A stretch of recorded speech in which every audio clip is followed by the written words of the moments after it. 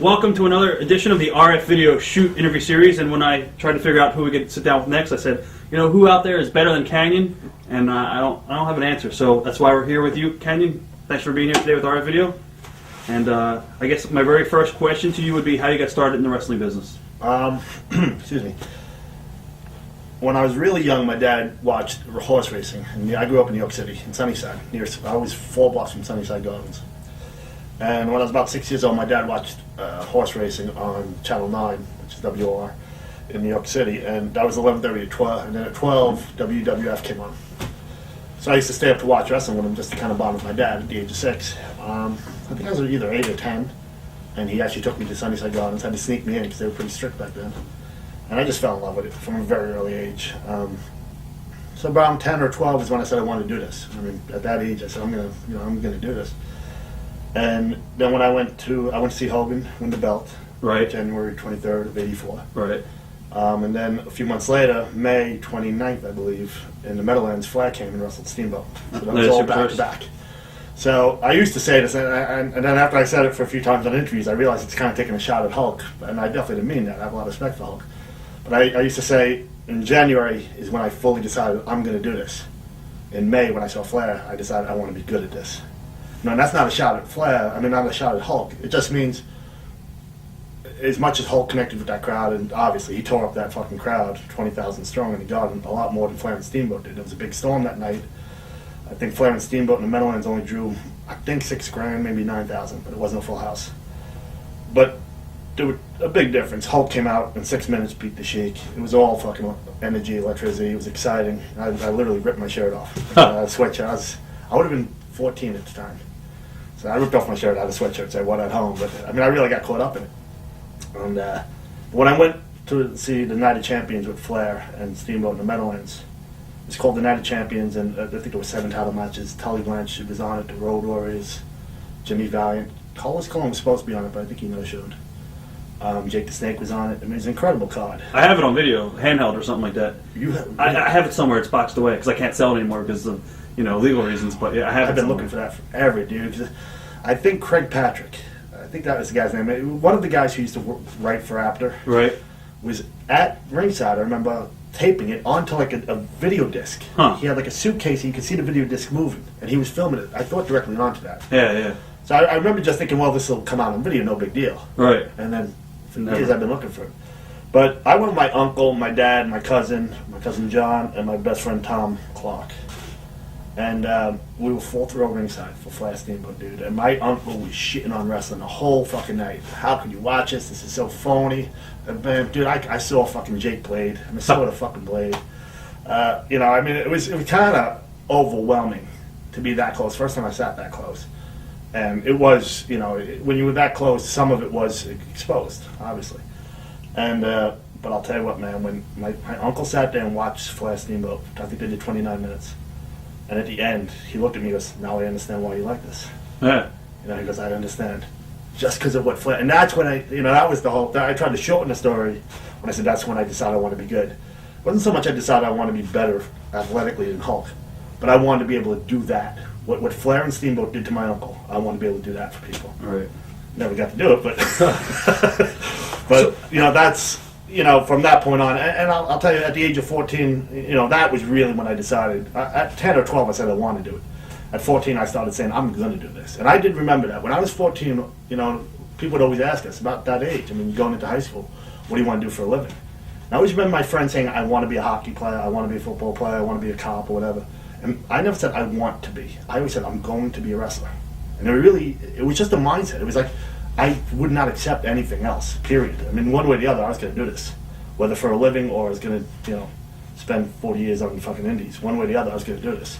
It was a different mindset, and I think that's why I made it. How did you break into the business as far as getting trained and all that? At 18, I wanted to, this is coffee, by the way. That's cool. It's not a whole drink. And at 18, I wanted to go off and train. My parents, I was still living in Sunnyside, which is in Queens by Long Island City, Astoria, in that area. I wanted to go off and train to be a wrestler. And at 18, my parents said, well, either you can go off and do that and live on your own and support yourself, or we'll pay for college.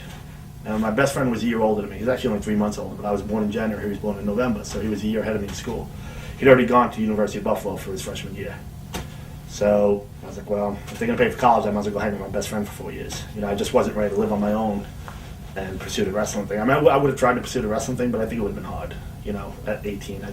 I never lived away from home. I thought this was a good halfway step. So I went to college for 4 years, studied physical therapy.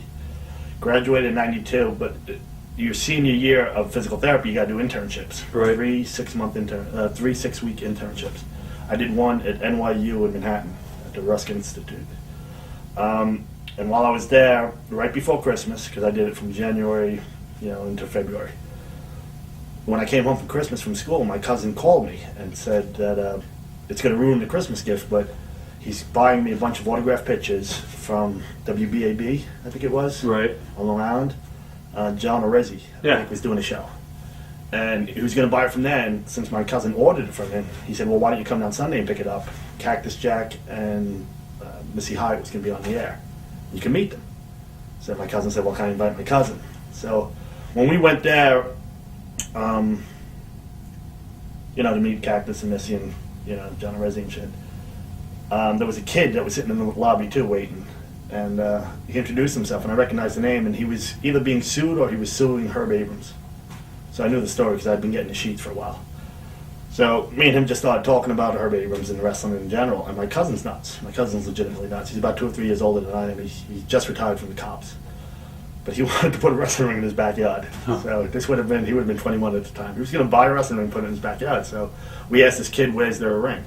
And he gave me the address of the Lower East Side Wrestling Gym.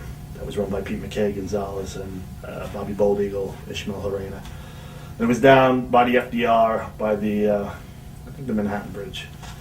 So I went down there, you know, I told my cousin, I'll go look into it for you. So I went down there, and, you know, we didn't know it was a school. We just thought it was a place that would build rings or something. Right. And I showed up, and it was a school. And Pete McKay met me there. And I expected an Irish guy. He was totally Spanish, Puerto Rican, I think. So he invites me into the gym and, you know, starts asking about the ring. He starts telling me about, you know, the ring and stuff. And I kept looking over at the ring because he had one set up. You know, it was a school. So I kept looking over, and I'm looking at him, and he has a twitch. He's doing this. And I was like, you know, and he noticed I kept looking at the ring. He goes, you want to get in there, don't you? I'm like, yeah. He's like, go ahead. So I got in there, I was bouncing around, taking bumps. And he said, come back Saturday. He goes, I have a bunch of guys come every Saturday.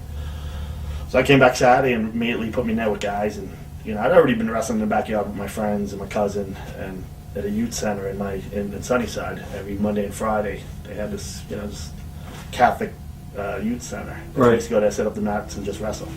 So I already kind of knew how to bump. I already, you know, somewhat. I knew, you know, a lot of moves. So I fit in pretty quick with the guys, to the point where after a couple of weeks of going on Saturday and wrestling with them, they actually held me down one day and thought that I was sent over by Johnny Rods as a spy to look into their school. Literally, that's what they said. You were sent by Johnny. I'm like, I don't know what you guys are talking about. And that was my first taste of weird politics in the business.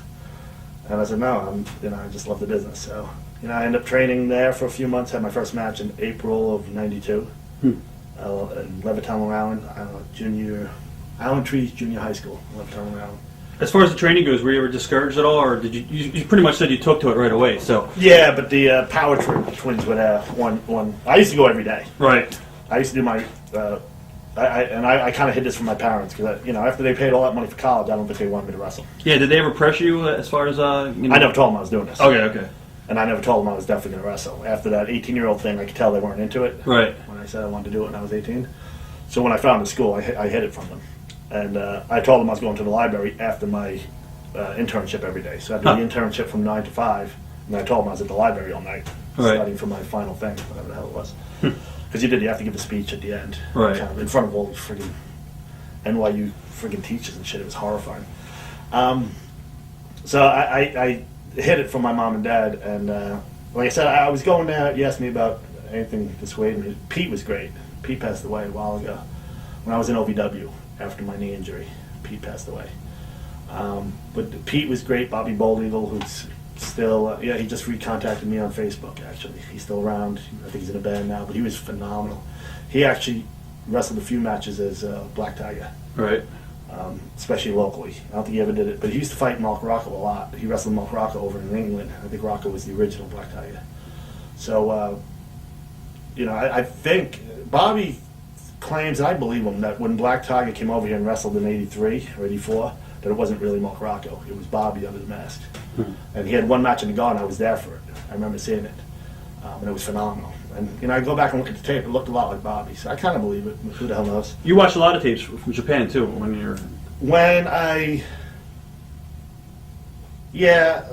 I forget when I started getting them. I started getting them. I got some, like I knew about AAA before they did their pay-per-view.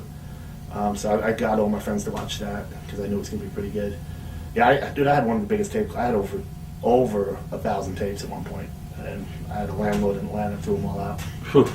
What are you gonna do? Right. But you asked if I got dissuaded. When I kept going to training on at Lower East Side Gym, the Power Twins were there. I don't know if you remember them. Yeah. Back in the '90s, and one of them beat the fuck out of me. And I knew what he was doing. Right. Paying your dues, whatever the hell you want to call it. But I really don't mind. I grew up with an older brother who pretty much beat my ass literally every day of my life from like 4 years old until I was like 16. So kicking and beating, never. I don't like fighting. I hate fighting. I hate real fighting. I like it. I wouldn't mind doing some MMA. I've done some jiu-jitsu, but without striking. I'm not a big fan of getting punched in the face. Yeah. But I also don't shy away from fights too often. I mean, I avoid the confrontation. I don't like the energy that's created when you have a confrontation like that. But I'm not. Them beating me up didn't really bother me. And the same thing in wrestling. When I got stiffed, that's why I think I bumped well and I timed my bumps well, because I didn't mind if I got stiffed a little bit. I was used to getting hit. It didn't bother me. Some guys I think bump hurt, like Jeff Jarrett. And I love Jeff. I don't know if I'd say I love Jeff. I'm a fan, somewhat, of Jeff's. I have some respect for him. I also don't respect a few things he did, like when he held up Vince for money. I thought that was a scumbag move. But I think he bumps early. And I think a lot of bigger guys shy away. Kind of cringe when a punch is coming. Like who's the big guy in WWE now? The real big giant guy. Big Show? No, the other guy from India. Yeah. Kali? Yeah, Kali. Kali. I mean, he's one of the biggest guys ever in wrestling, and he shies away from punches. Yeah. It looks horrible. It's horrible. Some will say that looks real, but no, I don't think it does. I think it looks like he's a pussy. But there were other big guys that I always thought shied away, and so when the Power Twins taught me my lesson and broke me in and made me pay my dues, that was probably the only time I was a little dissuaded. I don't even think I was dissuaded. I just saw a dirty side of the business that I still don't like. How did you develop your style? At first, a lot of it was Flair, watching Flair. Right. I watch a lot of my old tapes, and I do a lot of his stuff early on.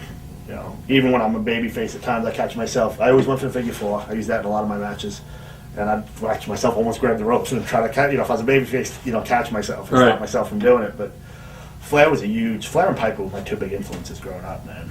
Just Piper. Piper's the best heel of all time.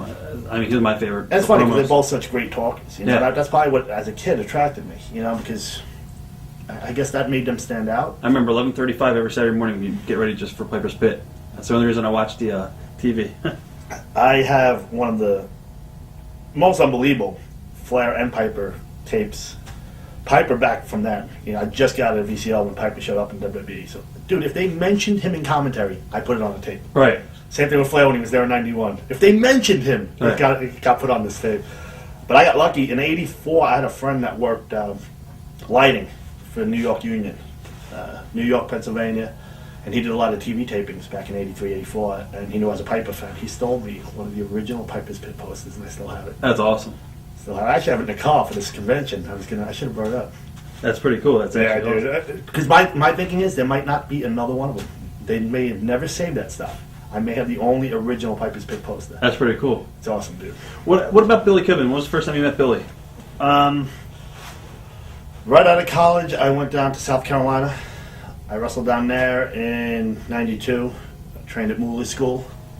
Met Sinister Minister Jim Mitchell. Right, I was going to ask you how you met Jim too. Yep, I met him right out of college. Okay. So I might as well stop there. I mean, if you're going to do a timeline. As a physical therapist, physical therapy to this day is still in high demand. So you can pretty much... I signed on with a traveling company out of California, and I would just tell them where I wanted to go. So my second half of my senior year, I started writing down anybody who wrote a letter to Meltzer from South Carolina. The reader's page? Yeah. If I saw their name, I wrote it down. One of them was Jeff Wilson, is his name. So I wrote his name down. He was one of the top on the list. One of the first guys I saw. So I picked South Carolina because I saw that was a hot spot for indies. It was pretty central. There's a lot of Greg Price was running there. He was actually using Rob Van Dam back then. I remember. Rob Zukowski. I actually wrote Zukowski a letter because he wrote one in and put his real address. And I wrote him a letter saying I want to come down there and work. Can you help me out? He never responded, but he remembered the letter when I finally did meet him. That's pretty cool. And Greg and him used me well in South Carolina. They actually used to every now and again, because we would do spot shows all over the place. So they would bring me in as champion and defending against him, and he'd win the belt every night. Huh. So I never actually hold the belt. I'd have it the night I got there, lose it to him. So they did that a couple of times. But when I got to South Carolina, right off the bat, they were doing a show in the Omni. NWA was WCW at the time. I don't know if it was. Yeah, it would have been WCW at the time. And so I called up Jeff Wilson. Literally went to a phone book, and there was Wilson's a freaking common name. Huh. I got lucky. There was only 2 Jeffs, and I called him first. And he must have thought I was a nut. This guy's calling me off the Observer page and saying, "Do you want to drive from South Carolina to Atlanta to go watch wrestling in the Omni?" So we got to talk, and I told him I'd done some indies, so just a handful of indies, and I've been trained. And he said, "Well, me and my friend will come over and meet you, and maybe we'll be able to hook you up because my friend's a good manager. He does a lot of local shows as a manager." So him and Jim Mitchell showed up, and Jim took a liking to me right away and saw that I had talent. He saw the tapes. He saw, I was rough around the edges. In fact, I was working Mexican style. I was working right side of the body. I was working right leg at the time. Because that's the Lower East Side. That's how they taught me. Right. So there were some things they had to teach me, and but Jim took a liking. Jeff, who ended up, I think he still works in Georgia. It's something Bailey, J.W. Bailey or something. Yeah. Okay. Yeah. That's Jeff Wilson, believe it or not. Wow. So those 2 guys came over, and literally, I found out later that as soon as Jeff hung up with me, he called up Mitchell and goes, "I got a mark. We're going to work him for as much money and as much booze as we can." So one of the things Jeff told me when they came over, make sure I had beer. So I had to give them beer. But Jim Mitchell's a weird dude, man. Jim's basically a shoot Satanist. Yeah. That's more of a shoot than people realize. But it's not what people think. Right. It has nothing. I don't even think he's religious at all. I don't think he believes in anything. Right. Satanism is, if you're interested, look it up. It has really nothing to do with religion. It's more survival of the fittest stuff. But he does have a heart, beyond that. And I think he didn't want to work me. He saw that I was a good person, and he saw I had talent. And right off the bat, he told me pretty quickly what Jeff was going to do. So Jeff wasn't invited back to the house too often, but Jim came over a lot and ended up crashing there a lot. Jim, at the time, was struggling. Now you teamed with Billy Kidman too early on, right? Right after, after I spent 2 years in South Carolina. Right. And then I had enough. I'd been in the business about 2.5, 3 years. And I felt I wasn't progressing far enough or fast enough, and got fed up. Fed up with the indies, fed up with the bullshit, fed up with the indie politics. And said, "Fuck it, I'm going to quit." So I moved up to Connecticut. It's just a weird place to move if you're going to quit wrestling. Cause exactly. I used to drive from New York. Every weekend I'd go home to New York and hang out with my friends. And then I'd have to drive up 95. I lived in Wallingford and worked out of that. And I literally had to pass WWE headquarters every fucking weekend. Right. And I'm sitting there saying, "No, I should quit this. This is stupid. I want to do this for a living." And it was like a constant reminder. Every weekend I had to see that fucking building. Huh.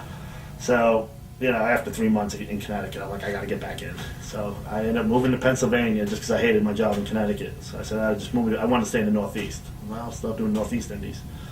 And I just happened to get a job in Allentown. And didn't even know Alpha out of school. And within a few weeks of living there, I found Alpha out of school, went down. Alpha took a liking to me. Right. And when I got down there was this kid that was sitting in the corner that Alpha was. I don't think he was letting him train yet. He was too young. And it was Kidman. And pretty early on, he started training, or as soon as I got there, he just started. I think he wasn't being allowed to train yet. I think it was a few weeks later that Alpha finally said, "All right, you can start training." And as soon as I got to Alpha school, I became one of the head trainers pretty much. I had 3 years experience. I was, definitely more experienced than any students coming in. He had some other guys that had been working for a while, but they hadn't, they weren't as dedicated as I was. Because I would go every night if I could. So any night he needed me, any show, I helped out. So, I pretty much helped train Kidman from the very beginning. And, I needed someone that could go. Me and him back then, we have one tape. I don't know if he still has it. I had it, but it got thrown out. 45 minutes just off the top of my head, just me and him. Right. We taped it, and then after we watched, after we're done, we go over and watch it. And that's when I was getting tapes in Japan. And I saw Jushin Liger do the shooting stuff. And I said, "Billy, I think you can do this." Actually, I called him Spider. I thought I said he's small like a spider monkey. Oh. So one of his first names was Spider, Spyder, Spider Gruner maybe. But I said, Spider, I think you can do this. So he came over to my house, we watched a tape, he goes, yeah, I can do that. So we went down to school and we tried it.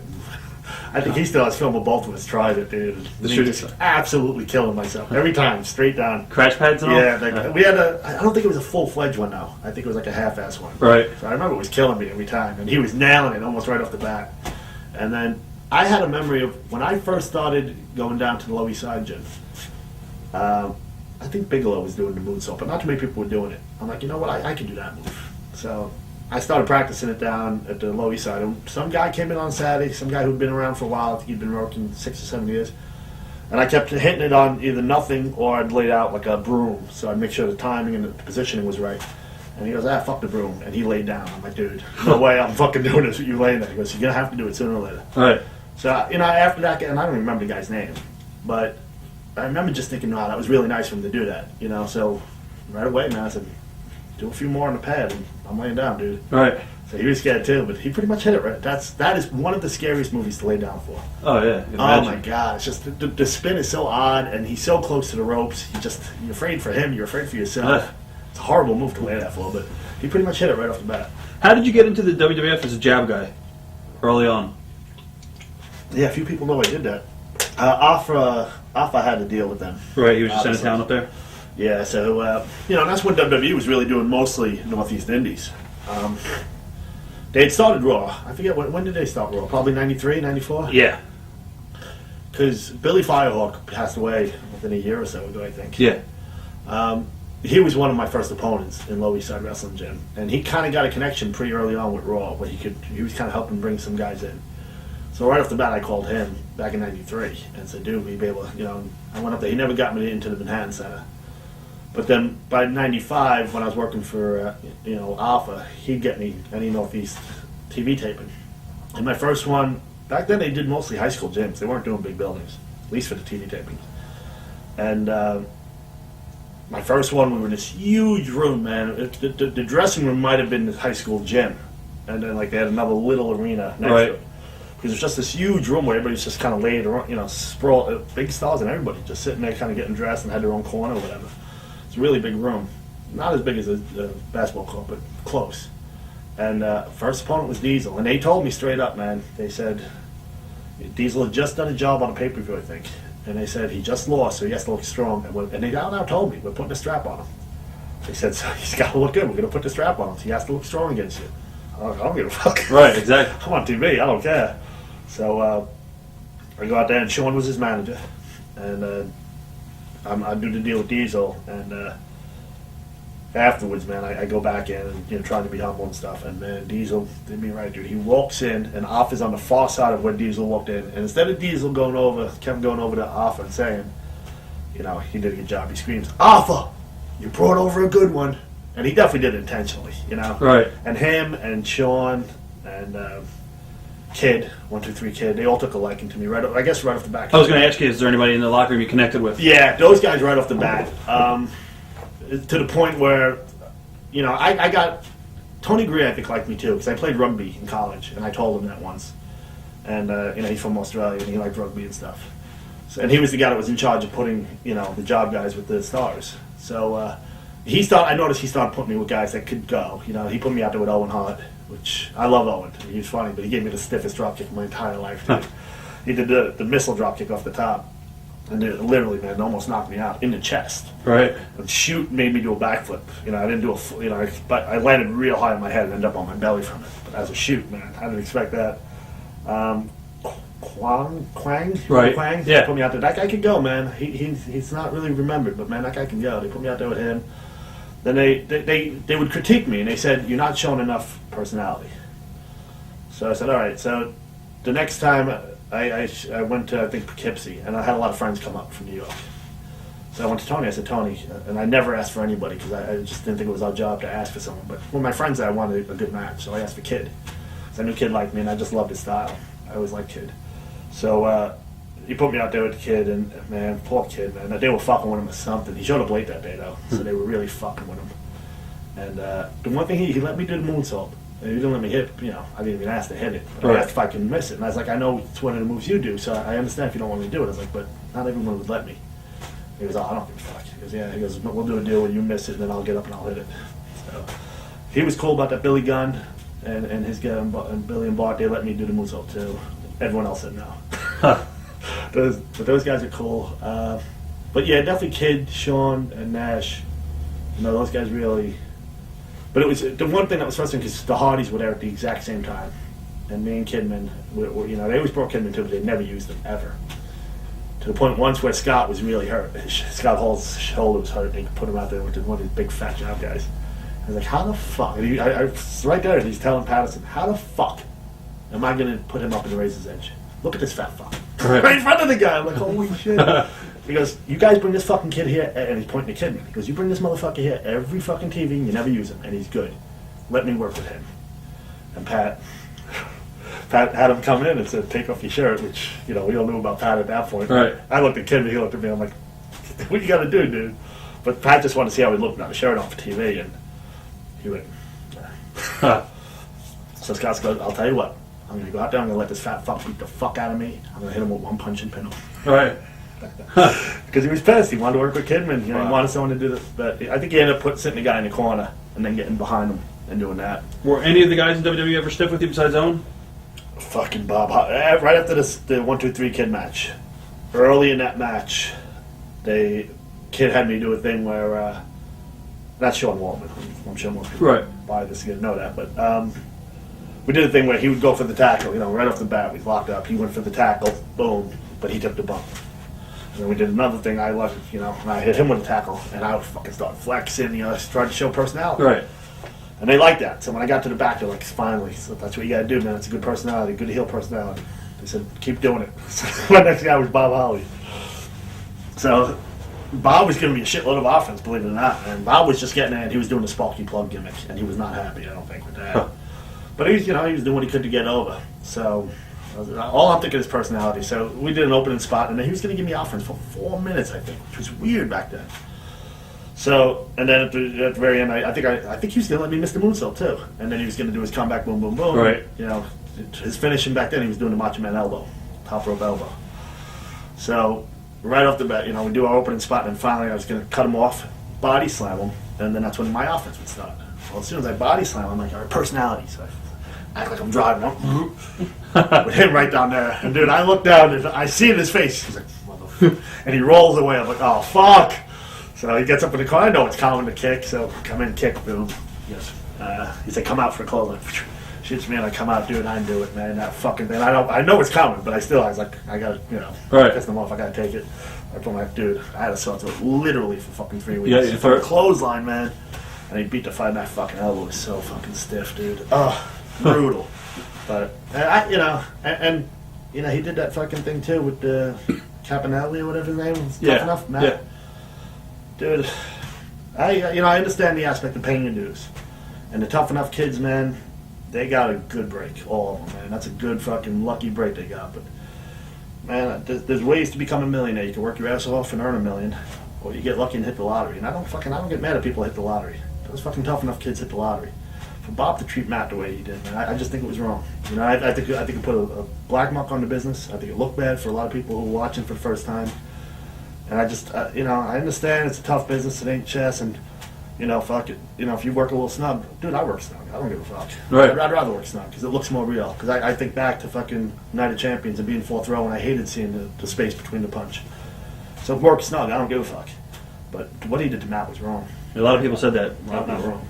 Did you have any memories of Vince early on when you first met Vince back in the day? Or did you not really have much contact with him? I always thought he was a dick. Right. Just kidding. I'll tell you what, man. I look back at those days, '95, as some of my best memories in wrestling because finally you get, to go from just indies, South Carolina indies in front of 100 people, and for Moolah, sometimes literally 10 or 20 people, to working on TV, man. I did TV before. I did Smoky Mountain. Right. And Jim Jim treated me well in Smoky Mountain. He even gave me a tryout that I fucked up. So I'd done some TV, but and I remember calling my friends and saying, hey, it's on satellite dish. You had to have one of those ridiculous monster dishes back then. And some of my friends got to watch it up in New York, which I thought was cool. when you actually do the WWE TV tapings and you're on Raw and I was live against Tatanka and fucking boy, that motherfucker gave me a lot of offense and Cornette was going nuts putting me over. He was doing commentary. Right. So man, look at this Kanyon go because he knew me from Smokey. Right. To do that, man, and now you're here finally with the people you looked up to, you know. And I'd worked some shows. I worked the show Pez Watley and some guys that I'd seen on TV down in South Carolina. I got to work with, Jimmy Garvin. I worked some shows with some names, but now I'm on a fucking the show with nothing but names. Right. It's just a great, and the future just seems so limitless, man. And you're in the bar with these guys afterwards, and you're not on that level, but you're no longer just a fan or a guy on the indies, man. Right. You're one of the guys that's there and getting looked at. And, and I'm getting good feedback from almost everybody. And, and I mentioned before that the Hardys were there with us. And me, Kim, and that's when the click started, man. Razor and Sean and Kevin and the kid, man, they would sit in front of that monitor in front of everybody, dude, and just bury fucking people left and right. But they would also put people over, man. And I remember straight up Scott Hall one day with me and Kidman sitting right there, and they were watching Jeff Hardy. And he goes, I don't know, motherfuckers. They need to sign this motherfucker now. Huh. And I remember being so fucking... I liked Matt and Jeff, even from back then. We knew, we started, because we saw each other at a lot of tapings. And I liked those guys, and I respected them. But, man, I was so fucking jealous when Scott said that, man. It pissed me off. I was like, fuck. All right. And it was funny because Kidman never did get to work. He may have done one. Me and him got to do a dark match in Allentown. But, so Kidman would always give me the feedback of what they would say about me when I'm in the ring. Right. He was always the stooge sitting there waiting, listening.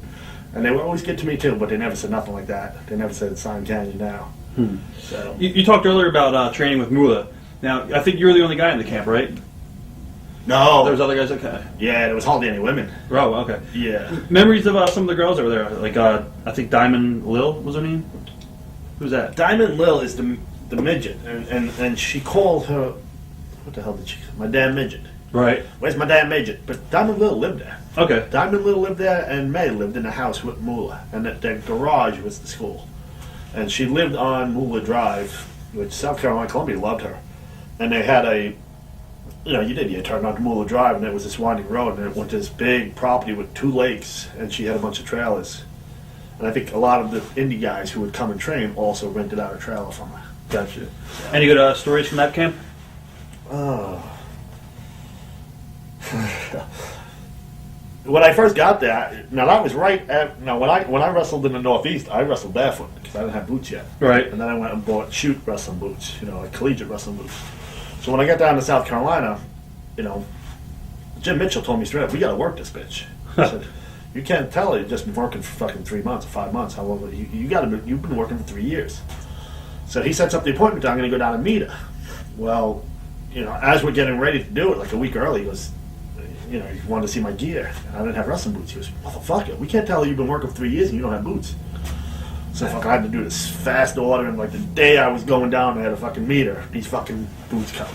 So, dude, it's like a kid in the. I see these boots. It's like kind of validation. I'm a real wrestler, man. I got real boots. I got the equipment. So we go down there, and she goes, "All right, honey, go in the ring. Let me see what you got." So, dude, I pull out these fucking crisp, brand new fucking boots, and I have no clue. I'm trying to lace them up, and they're really stiff.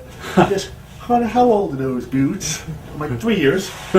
So fucking Jim immediately knows that I'm fucking up. I have no idea. I think they look 3 years old. What the fuck do I know? So I get up and Jim sees us snickering and shit. So Jim comes over and goes, motherfucker, scuff up those boots. Scuff up the boots. Scuff up the boots.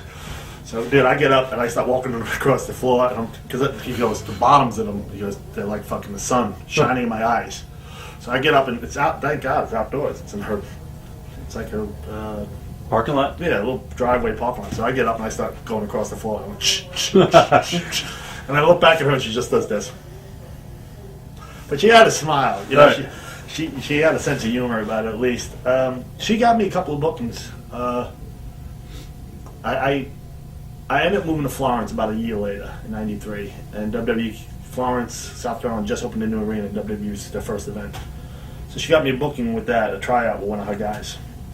And what she called a tryout. It was a favor to Moolah. Right. It wasn't even an open match. I guess they didn't want to. They had to start with that star, which I kind of assumed would be open, but we weren't. So I go backstage and I was the second match I did the moonsault. Now this is before I really met Sean.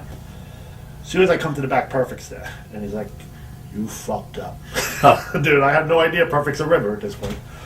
You know, I just said, "Mr. Perfect." I'm looking up to this guy. He goes, "You fucked up big time." I'm like, what I do? He goes, "That fucking moonsault kid is fucking hot.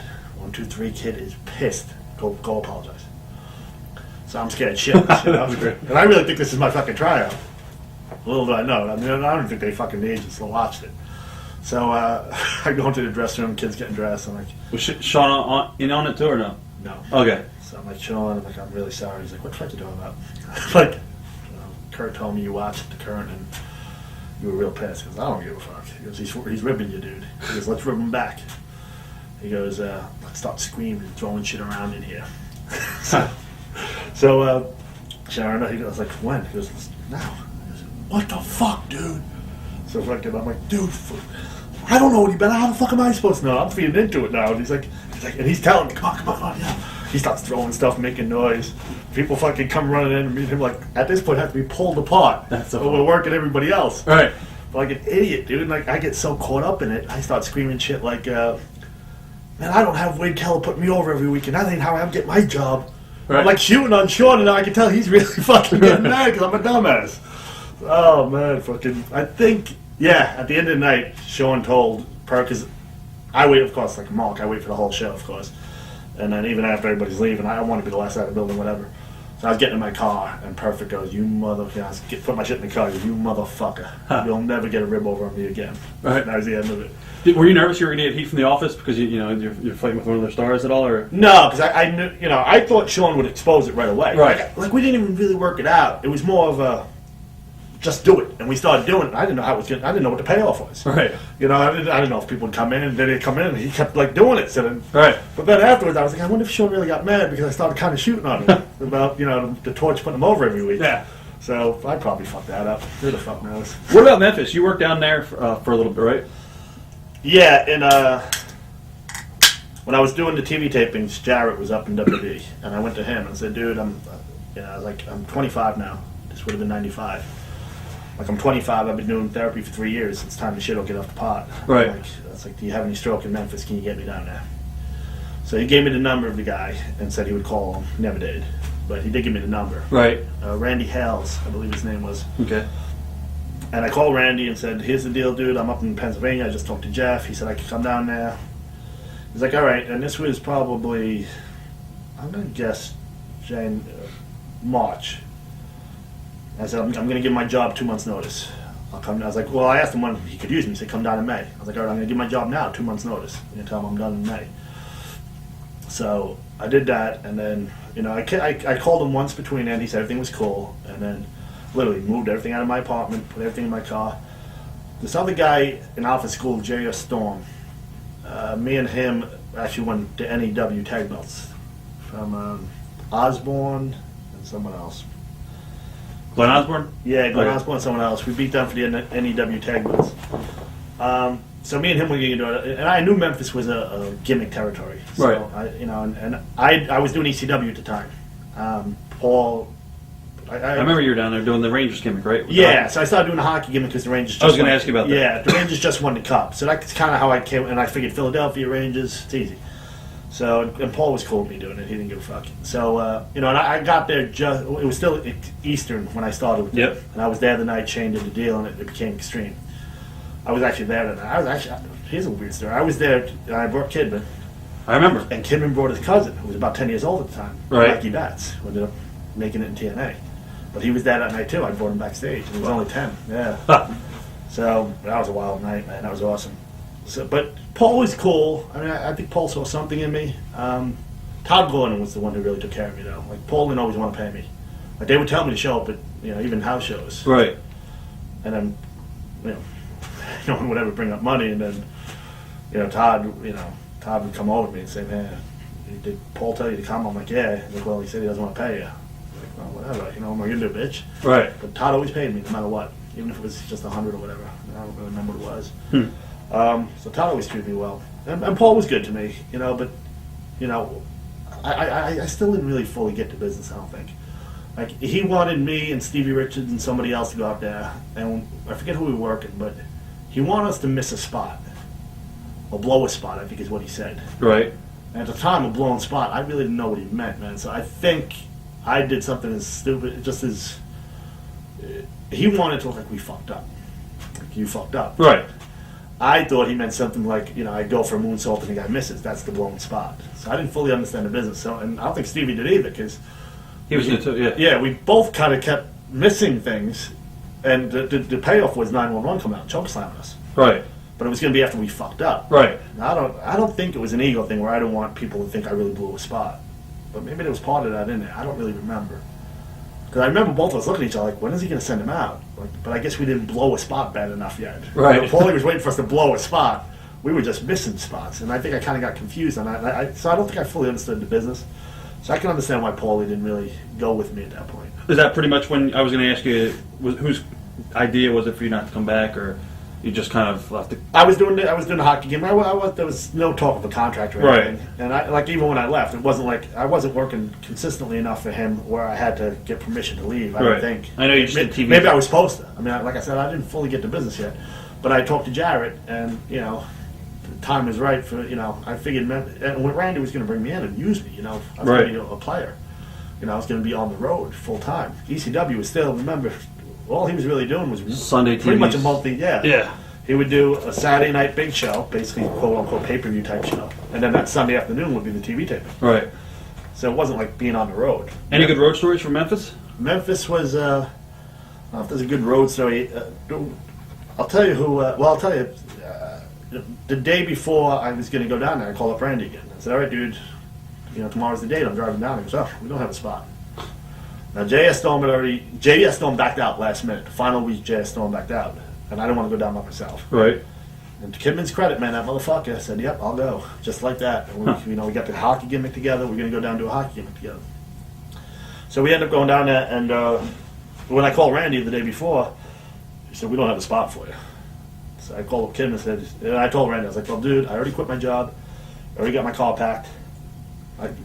I'll tell you what, buddy. I'm going to come down there. I'll get a job there if I have to. And then when you do have a spot, I'll be there. I won't have to come to you." And I was like, and I said straight up, I was like, "Do you mind if I show up to TV anyway Saturday, just to watch?" Right. Which, I wanted to work, but, I just wanted to show him I was serious. I'm showing up. And to Kidman's credit, I said, "Dude, if you don't have to go, we don't have a spot. If you don't want to go, you don't have to go." And he was young, man. He was a good bit younger than me, Kidman. "No, we'll go." So me and him drive down there, and as soon as we get there, we show up at TV. And first day, man, they tape TV Saturday mornings, which airs a week later in Nashville, but it airs live in Memphis. Right. So we do a live TV taping. So I show up to that and I tell him who I am, and then poor Kidman, man, they immediately tell Kidman he's too small. So I felt bad for him, but they immediately put me out there against PG-13. Dundee's kid and Wolfie D. And I was the one that started taking that pile of DDT that Kidman ended up making look perfect. But I was one of the first that would take it and end up on my head basically. I'm lucky I have a flexible neck, and I would protect myself like this. But then as soon as I landed, I put them away, so I'd be still on my head. They just kind of collapse. So they didn't talk much. They didn't want to talk before the TV. So I was working PG, and they just said, "We'll call it out there, and I'll beat you with this." So we go out there, and Wolfie said, "All right, take over." So I cut him off, and I just did 1 or 2 moves, and then I figured it's time for him to take back off. So I just said DDT. So I shot him in, went for it, and boom. And that always got a good reaction when I did it in Smokey too. I did it for Cornette once for the Heavenly Bodies, and took the DDT spike myself, and Cornette was managing the Heavenly Bodies, and he's the boss. And he fucking, as soon as I did it, he hit the fucking mat and shoes. He goes, "You just earned your paycheck, brother!" Screams it on TV. So I knew, from that, way back in Smokey, back in 92, 93, that bump would get a reaction. So I wanted to debut it right away, because I didn't know if I was going to get another shot. Right. So Wolfie fucking loved me from that point on. Even Lawler said, "Bro, you can bump," but I didn't really get, I wore a hockey outfit, and I had a hockey stick, and I had a Stanley Cup, and I made little hockey pucks out of I crushed paper cups and taped them with black tape, shot them out to the crowd. Right. But once that bell rang, I didn't do no fucking hockey stuff. Nothing, dude. Huh. Nothing. And, if you watch the Goon, Bill Irwin, when he did it, man, he did hockey, man. He fucking, his boots look like skates. And, Right. So they were using me quite a bit, man. I was on the road 4 or 5 days a week, But, dude, I was making $70,000 a year as a physical therapist. They were paying my rent, paying my utilities, because I was doing the traveling thing. Right. And making $70,000. And I quit that. And fucking Memphis was paying me $40 a night. I was making $160 a week and putting about 12 to 1,600 miles on my car. And it was fucking tough. And they were using me pretty good. I was happy. But I felt bad for Kidman. It was hard on Kidman. But I wasn't doing the gimmick right, and I really didn't know how to put a match together too well. And I didn't really know what a babyface comeback fully was yet. Right. All that. I mean, I had done enough TV. I'd done a lot of TV matches, and then the indie matches I was doing were just horrific. So, Bill Dundee one day pulls me over and he goes, "What are hockey players known for?" So I'm like, "Shooting?" I'm like, "No." I'm like, "Passing?" He goes, and I could see he's like getting really frustrated with me. And I'm telling you, at the time, I thought he was an absolute douchebag. And I was like, "Why is this motherfucker picking on me?" Because then, finally he goes, "You stupid motherfucker, fighting, that's what they're known for, fighting." He said, "When you go out there," he goes, "Don't go out, don't do your moonsault, don't do this." He goes, "Just fucking drop your gloves, grabs, tell the guy not taking his jacket off and pull it over his head." And I'm sitting there thinking, I want to do my cool stuff. Right. I want to do my high spots. I want to do my fucking moonsault. I want to do fucking technical wrestling and shit I saw Japanese guys do. And I remember thinking, man, it's weird, man, when you're fucking a young rookie and you think, I'm telling you, man, you know it all by the third year, and then by your 12th or 13th year, you finally start really learning. I mean, it's amazing. I mean, I thought he was a dick, and he probably more than anybody was looking out for me. And yet, the perspective at that time was he was fucking with me. So it lasted a while, and then they cut the deal with WC, which is weird, because they already cut the deal with WWE. And Vince was already starting his heel persona. He was practicing it in Memphis. I remember, yeah. And out of nowhere, they cut a deal with WCW at the same time, which was fucking weird now, because it's going to be WCW and WWF guys in the locker room. And to make room for those guys, and it was Kenny Kendall, I know, The Gambler, a few other guys came over from WCW to make room for them. They let a bunch of us go, and I was one of them. But they gave us 2 weeks, so there was that 2-week overlap with The Gambler and Kenny there. And Wolfie D, man, he came to me on my last night and said, "Dude," he goes, "I don't give a fuck about any of these motherfuckers." He said, "But it'll be a crime against wrestling if you quit the business." He said, "Do not fucking quit." He goes, "You have something. Stick with it." And that meant a lot, because I really looked up to Wolfie. Wolfie and Jamie were on top, man. It was them against Doug Gilbert and Tommy Rich were fucking the main event. So for the main event guy to come to me and tell me that. And I talked to Kenny Kendall, and I said, "Dude," he saw I was depressed, and he's like, "What's wrong, dude?" I said, I was like, "They let me go because you guys." I'm like, "What should I do?" He's like, "Dude," he goes, "how much you getting paid here?" I told him $40 a night, about $160 a week. He goes, "They're about to do a 10-day taping down to Disney." He goes, "You'll make more than that in one day." He said, "Get your ass down to Disney." I was going to ask you how you get down there. Yeah. So Kidman didn't want to do it. Kidman had enough of being too small. So he was going to go back to the Northeast and start doing indies. I drove to Atlanta. And I had about 4 days in between when I got to Atlanta and they were going to start the Disney taping. And he gave me the number of the power plant. But he didn't give me an address. I called up and I got Brenda, who was the secretary. Right. She was a fucking, she was always sweet once I got there. But right. Before I got there, and even she was a bitch. Just play it straight up, a bitch. Right. She really was. To everybody, really. She was just a bitch. So she wouldn't tell me where the taping was. She wouldn't let me talk to Jody. She wouldn't do anything. Huh. So I was really getting fed up, man. I was in Atlanta 3 days. I called Moolah. I called Offa. Nobody had a number on Jody. So I was like, fuck, man. This, I love Memphis. And my whole plan to go to WCW was literally go there to get sent back to Memphis because I loved it so much. I love being on the road. I love being one of the boys. Right. So I get to, so the plan was get to WCW, be noticed, so they send me back to Memphis. So within 3 days, I'm thinking, you know what, things were going so well. And when I got fired, it was tough to get fired from Memphis. And I know there was a reason they were making room and shit, but still, to be one of those guys that got fired sucked. And then when it didn't work out, when I didn't get right to the power plant, I couldn't talk to Jody, I'm like, fuck it. And I was ready to quit. And I went to a bar in the middle of the afternoon right on Piedmont Avenue in Atlanta. And literally nobody except the bartender. And the kid just comes out and he goes, "What's your story?" A young kid. And I said, I told him the whole story. He goes, "I would just drive to Florida." And I wasn't. I was going to quit. I was literally about to fucking move back to New York. I was like, yeah, I don't know, dude. It just seems like fate is telling me this is the end of the road. Right. He's like, no. He said, "Drive to Florida." He goes, "What do you have to lose? You know where they're taping it. He says, it's going to be Universal Studios, even if you got to pay for a ticket. Which, Memphis money, I couldn't afford it, but fuck it. So I was like, you know what?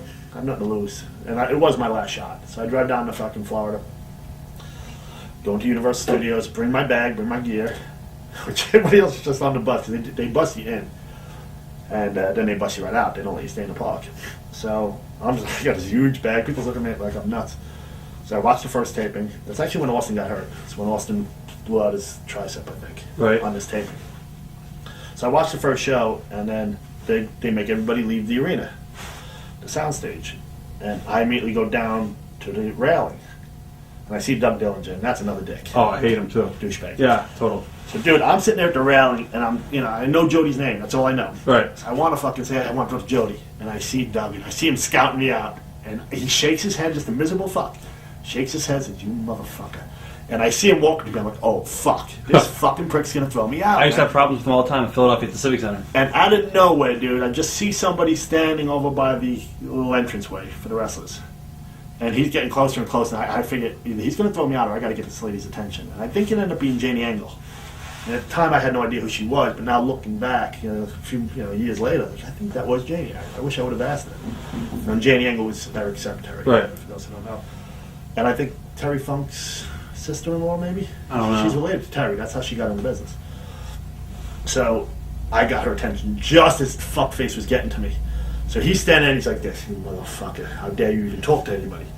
And I said, "Hey, here's the deal. I've done Smoky Mountain. I wrestled with Moolah and Off. I did some WWE, and I just came from Memphis." I'm like, "Is there any way I can go talk to Jody?" So she goes, "Hold on." So she walks in. Now I got to sit there, and I swear to God, the motherfucker is from here to here just staring at me. Oh, I believe it. And I don't know what to do. I'm like, "Hey, Doug." And he just doesn't say a word. Finally, she comes back over to me. She goes, "He'll see you." So I go back there, and Jody... Now, dude...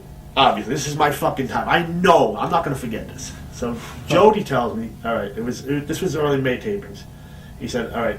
He goes, I was like, is there any way I can? I told him my deal. He's like, all right. He said, go back up to Atlanta and meet me in the power plant on May 8th at 2 p.m. Now, dude, there's no way on God's green earth I'm going to forget this, right? And of course I wrote it down anyway, but I didn't need to. I mean, this is fucking. As soon as he said it, it's ingrained in my fucking brain. So I'm like, "Jody, is there any way I can, get on taping now?" I'm like, I was in Memphis. It was hard. I'm like, I didn't make shit there. I lost money. Like, can I please get a few matches? He goes, "Nope, already booked." All right. So I went back out and I watched a few more matches, and then I walked around the park and watched some more matches. I drive back to Atlanta. Now I'm on cloud nine. At least I'm gonna go fucking to the power line. So get there on May fucking 8th, 2 p.m. He goes, "Where the fuck were you, boy?" I'm like, "What?" I told you to be here yesterday at 8 a.m. Dude, I know for a fact this motherfucker did not say May 7th at 8 a.m. You can't confuse the two. So, of course, sorry. Oh, man, I thought for sure you said, "Nope, come tomorrow." So, no, he said May 10th for some reason. He skipped a day, I believe. He said, "Come at May 10th." He goes, "Not 2. Everyone's gone at 2. Come at 8. Well, yeah, right. So, of course, I show up at 7:30. Right. Just in case, because I'm thinking he might be fucking with me again. So I show up, and Mike Winter was there. Mike Winter was one of their main trainers. And I don't know too many people know Mike. Mike ended up literally doing minute work with me for one match, I think. Maybe 2. Right. Everyone thinks he was the main guy. It was actually Mark Starr who had made him. Mark got hurt. They didn't want to keep flying him into Atlanta. So they put Mike with me. And I like Mike, but he didn't fit the gimmick. Did you like the gimmick? I like that it wasn't a guy just getting beat. Right. I like that it was something. When it was first kind of proposed to us, it was kind of going to be a hardliner type gimmick. I guess I figured construction workers, but I thought it was bland. Right. I wanted to come out and do like it had nothing to do with me being gay or going to clubs. I couldn't back then, but I wanted to do like a dance gimmick. Right. That would be funny. Right. Like fucking. I think I probably just thought village people. That's probably what I thought. So we come out tough, looking tough with the fucking minute work gimmick. The fucking tool belt and the whole 9 yards, but then dance. Right. I thought it'd get more heat, it'd be more, at least something. Right.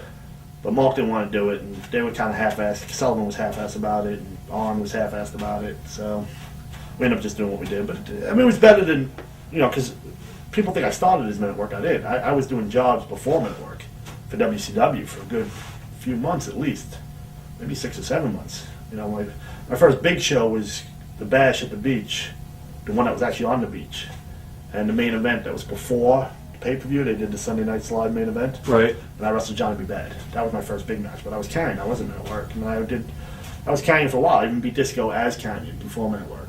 Because they hated Disco because he was a friend of Paige. Right. I don't think they knew I was a friend of Paige. It would have been me that beat fucking Disco. But Going back to your story, I didn't want to cut you off. Also, we're talking about Jody.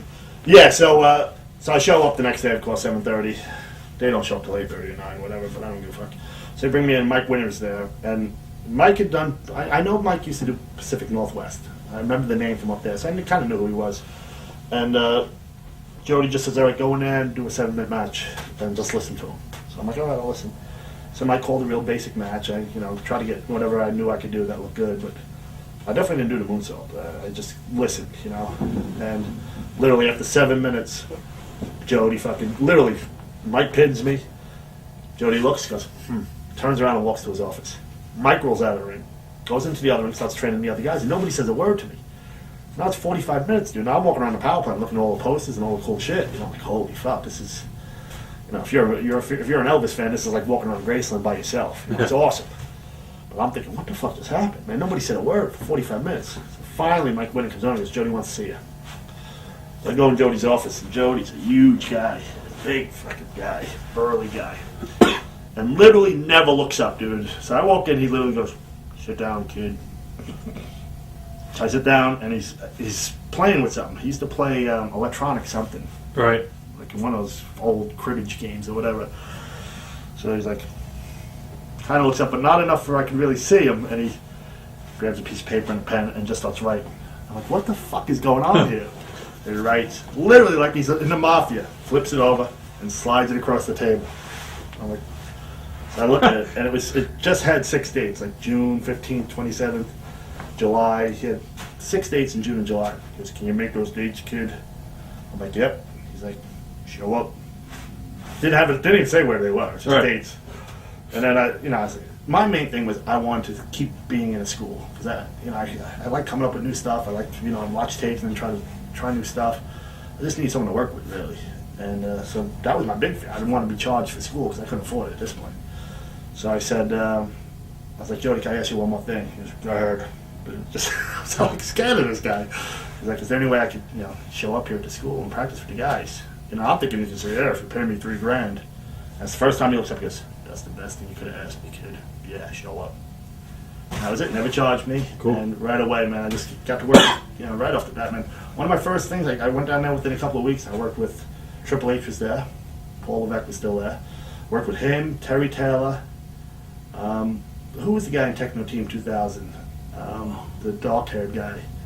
Techno Team 2000. It wasn't Eric Watts. It was the other dude. He was there. I know who you're talking about. And we ended up doing we didn't really do a tag match. I think everyone just kind of tagged in, and then two guys would work, and then you could tag anybody. Right. And I remember even back then, Paul, he was we finally got a new guy that bumps and sells, and he's willing to sell. Terry took a liking to me right away. Really, right off the bat, Terry Taylor, because he was down to school a lot for trials and stuff, and he would pull me aside. And Terry really, helped me out a lot. Paul was gone quick. Triple H left quick. He was gone almost immediately. Alex Wright was there, worked with him a little bit in the beginning. And DDP, of course, was there all the time. Immediately saw my work ethic, and that's how me and Paige became friends. He just saw me working there every fucking day, working my ass off. And I think he saw me as someone that would take all his moves and practice stuff with him, and kind of what I was always looking for too. So it worked out for me. And so he took a liking to me based on that right away. And he was the first guy to really, I remember one day after school, he goes, "What are you doing?" Nothing. I was I'm going up to the Giants' apartment. A bunch of the wrestlers live up there in the same apartment. We're just going to sit by the pool. You want to go? And that's when I started kind of mixing with the, getting to know guys like Disco and, through him, Raven, when Raven came in. And that's kind of how I got in there and started getting featured a little bit. I was going to ask you, did any of the vets take a liking to you? Other than DDP, Disco, but I wouldn't say he was a vet, man. Actually, I was there before he was. He was doing a lot of indies. I'd worked in an indie with him. So I kind of knew who he was. And then Paige went to bat for him with the Disco gimmick. Right. And I actually worked his dark match. Because we knew each other, and Paige arranged that. So me and Disco had a connection right off the bat, too. And then I think Raven was still in ECW, but then Raven, I think, came down to Atlanta to hang, and we went to the movies together, and that's how I got to know Raven. And we hit it off pretty well right off the bat, too. Let's talk more about WCW. We were talking about how you started getting in with some of the boys like Raven and DDP and guys like that. Eric Bischoff, as far as Eric, do you have any early memories of Eric from this time period? Yeah, one of the first things that they put me on was this was a gang fuck. They did a cross promotion with NASCAR in Charlotte.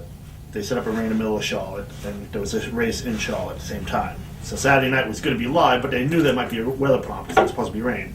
So the previous Saturday night, they taped some matches. But they wanted to do some live matches right there in the street. Of course, it started raining. This going to be my first WCW match on TV. So I got a call from my friend saying I might be on TBS tonight, but we don't know because of the rain. So right. Just a gang fuck. So I'm supposed to work Regal and Bobby Eaton. They were Blue Bloods at the time. And, we just had to go with the flow. And I think that's why Regal right away took a liking to me because I didn't freak out, at least not in front of him. I was freaking out. Right. My first WCW match. It's going to be live, but it's raining out. So we ended up having to go out there and pretty much do nothing because it was so fucking slippery. Anyone could get hurt. And I think what they did, they would just come live and like show Shivani and whoever he was with in the rain and talk outside the ring and say, we have matches, from Atlanta that we're going to send you to. Acting like that was live. Right. But to entertain the live crowd, we still had to go out and do the matches. So it happened to be Bischoff's birthday. So DDP tells me, hey, he goes, what are you doing after the show? I'm like, nothing. He's like, it's Bischoff's birthday. He goes, we're all going out to a bar. You want to go? What do you fucking think? Of course. So I remember meeting him. That was the first time I met him. And Paige introduced me to this guy from the power plant. And Paige straight up told him, he goes, I think he's going to be something. I'm like, you definitely want to keep an eye on this kid. And it wasn't too much after that they sent me out to L.A. and to do that match with Johnny B. Bad before the Bash at the Beach. Right. And that match was significant because, number one, back then, one thing I liked, when Eric and Vince used to do commentary, and they're the bosses, you kind of got a feel if they liked you or not just from the commentary. It's hard for them to hide their true feelings. Right. So Bischoff really plugged me well in that match when he was doing commentary. As the heel, and Johnny was very over babyface, but you could tell he was hyping me up well. And what really, and it's weird because up till then I never did a pay-per-view, obviously.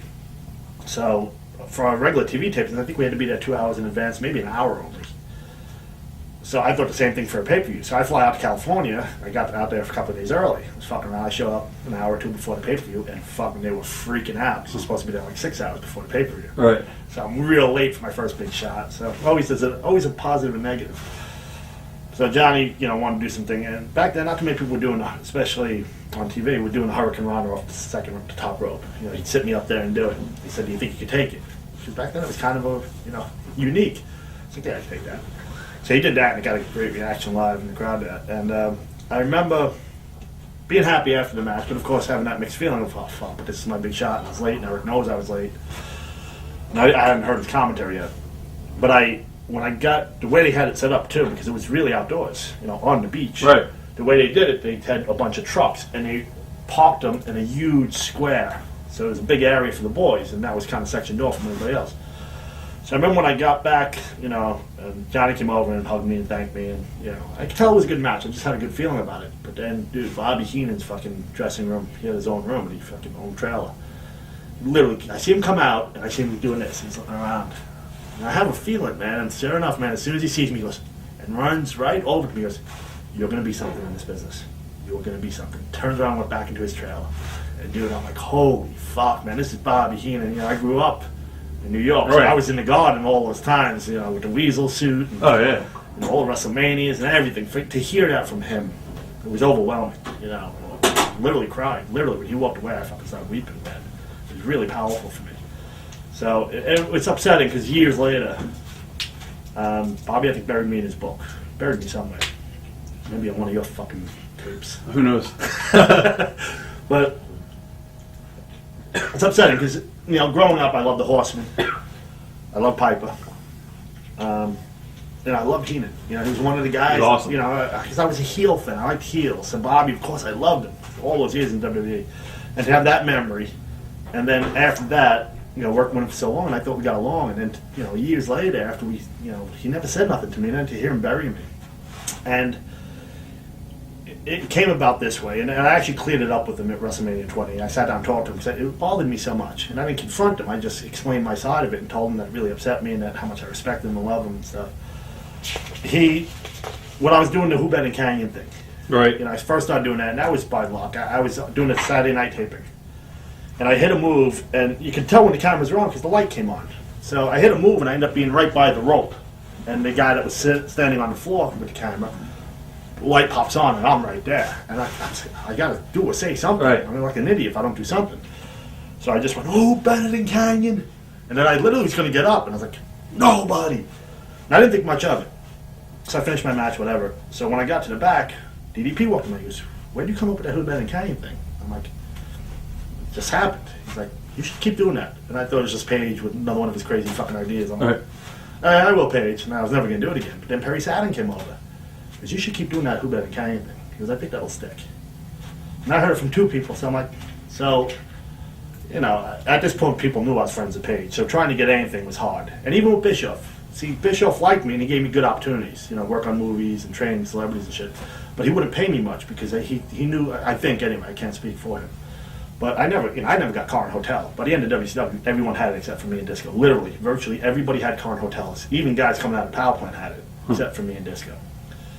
And that was one of the things Bischoff kind of kept away from me because I think he was afraid people would see, all right, friend of Paige, let's see how Bischoff treats one of Paige's friends. Right. So I think I got less money and, less of a push at times and less good treatment because of the friendship with Paige. Definitely from Kevin Sullivan. I think Sullivan hated Paige, or I don't know if he hated Paige, but I think Kevin didn't like angles pushed on him. And I think Paige was pushed on him. I think, Bischoff would just say, "You can't beat Paige, period. Do whatever you want, but you can't beat Paige." Well, now, as a booker, you kind of handcuffed. It ain't really fair to Kevin. Same thing with the blood runs cold mortis circulation thing. That was thrown at Kevin, and they said, "Here's the angle, now do something." And Kevin, it wasn't his idea, so he didn't want to push it. But so I think he did have a bad relationship with Paige. I think I can't speak for Kevin, but I felt like because of that, Kevin didn't really didn't like me too much. Right. And it's funny because I think on a personal level we got along all right. I loved hanging around him in the bar because he's so fucking funny and charismatic. But there was that part of me that said, "I think this guy hates me, so why do you want to be around him?" But whatever, it's wrestling, I guess. So, after that, I had to go to whoever was booking TV, and a lot of times it was Kevin. I was like, "Do you mind if I do the Who Better Than Kanyon thing before the match? All I'm going to say is Who Better Than Kanyon? No, it's nobody. Or everybody, whatever the fuck it was." So, he I had to fight for it week in and week out. So after months or so of doing it, and literally had to fight for it every time. And, I started getting some of them. I mean, it was never that over, but enough that I stood out, and to this day, when people see me on the street, if they recognize me, which is relatively rare, that's what they scream. They don't scream Kanyon, they scream Who Better. Right. So, I mean, I think it definitely was something. But Heenan came over to me one day and said, "Instead of just starting out with Who Better Than Kanyon, why don't you start complimenting everybody? Say, you are very beautiful in the front row, and you're so muscular and you look good, and then do it." He said, kind of do this whole, try to babyface them, and they'll see through the fact that you're trying to get them to say it. Right. Which is actually a really good idea. I know he could pull it off. I wasn't confident that I could pull it off. I didn't know if that kind of personality I could portray. But one thing I did know was I was begging for literally 20 seconds just to say Who Better Than Kanyon. No, it's nobody. Right. I had to beg for that. There's no way Sullivan's going to let me do this. So instead of, explaining all that to Bobby, I just said, "You know what, Bobby, that's a real good idea. I'll try it on the house shows, and if I can do it, if it works out, then I'll see if I can do it on TV." I was never really going to try it because there's no way Sullivan's going to let me. I guess Bobby took that as me being a big star blowing him off, which I can maybe see his perspective on that, but he didn't see my side of it either. So I think that's why the story he told when he buried me, that I was too big of a star to listen to Bobby Heenan. So I tried to clear it up with him at WrestleMania 20 in the Garden, 2 months after I got fired from WWE, and I explained it to him, and he said he understood, but who knows?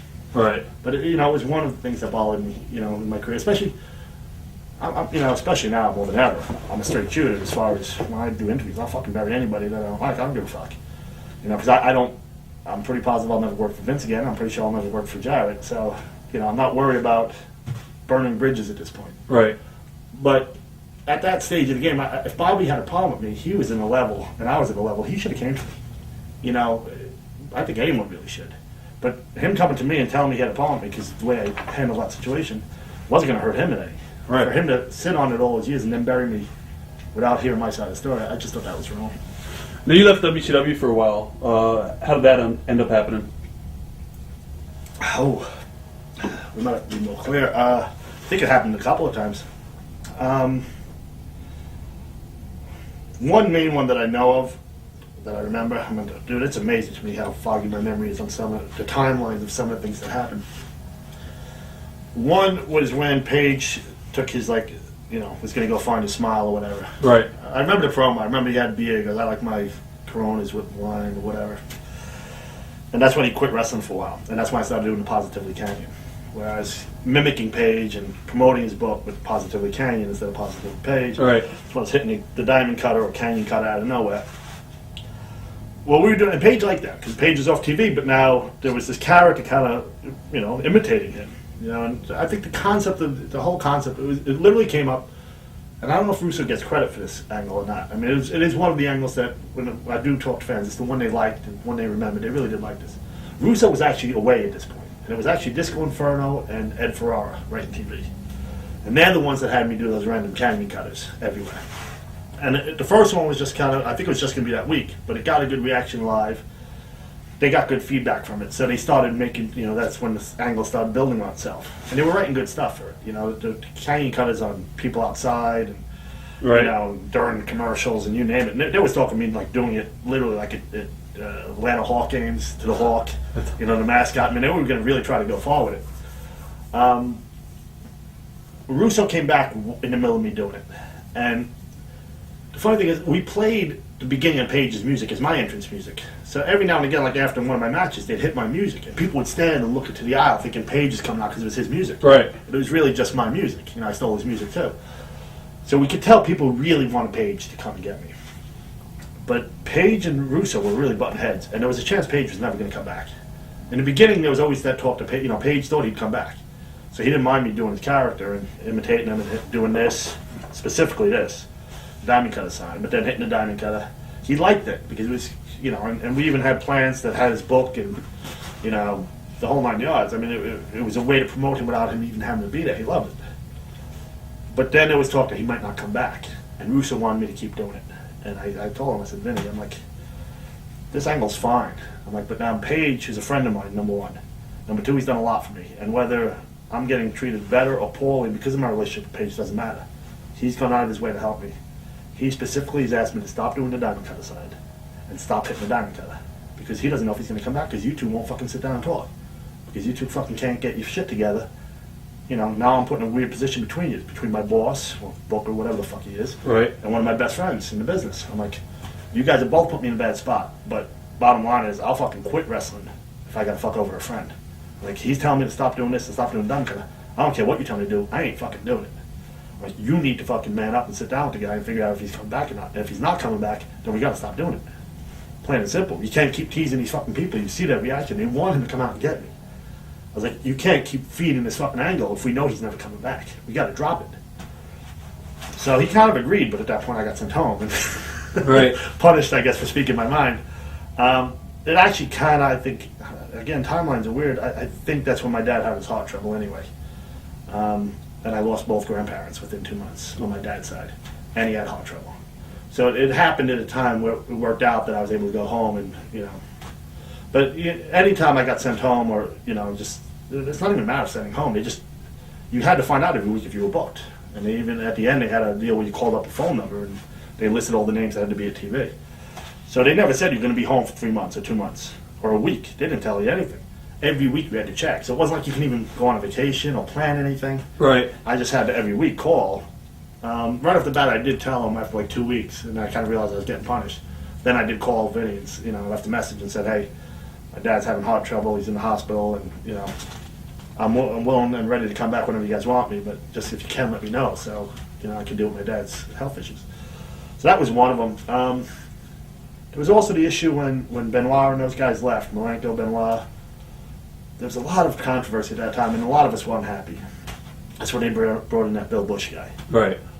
And on that pay-per-view, when, you know, Chris won the belt, Benoit won the belt, and then he left the next day or whatever, I happened to not be on that pay-per-view. I think that was another time where I was kind of getting, it just wasn't being used or whatever the fuck. Or I might have been being punished for something. Who the hell knows? I really don't remember. I'm not trying to be elusive.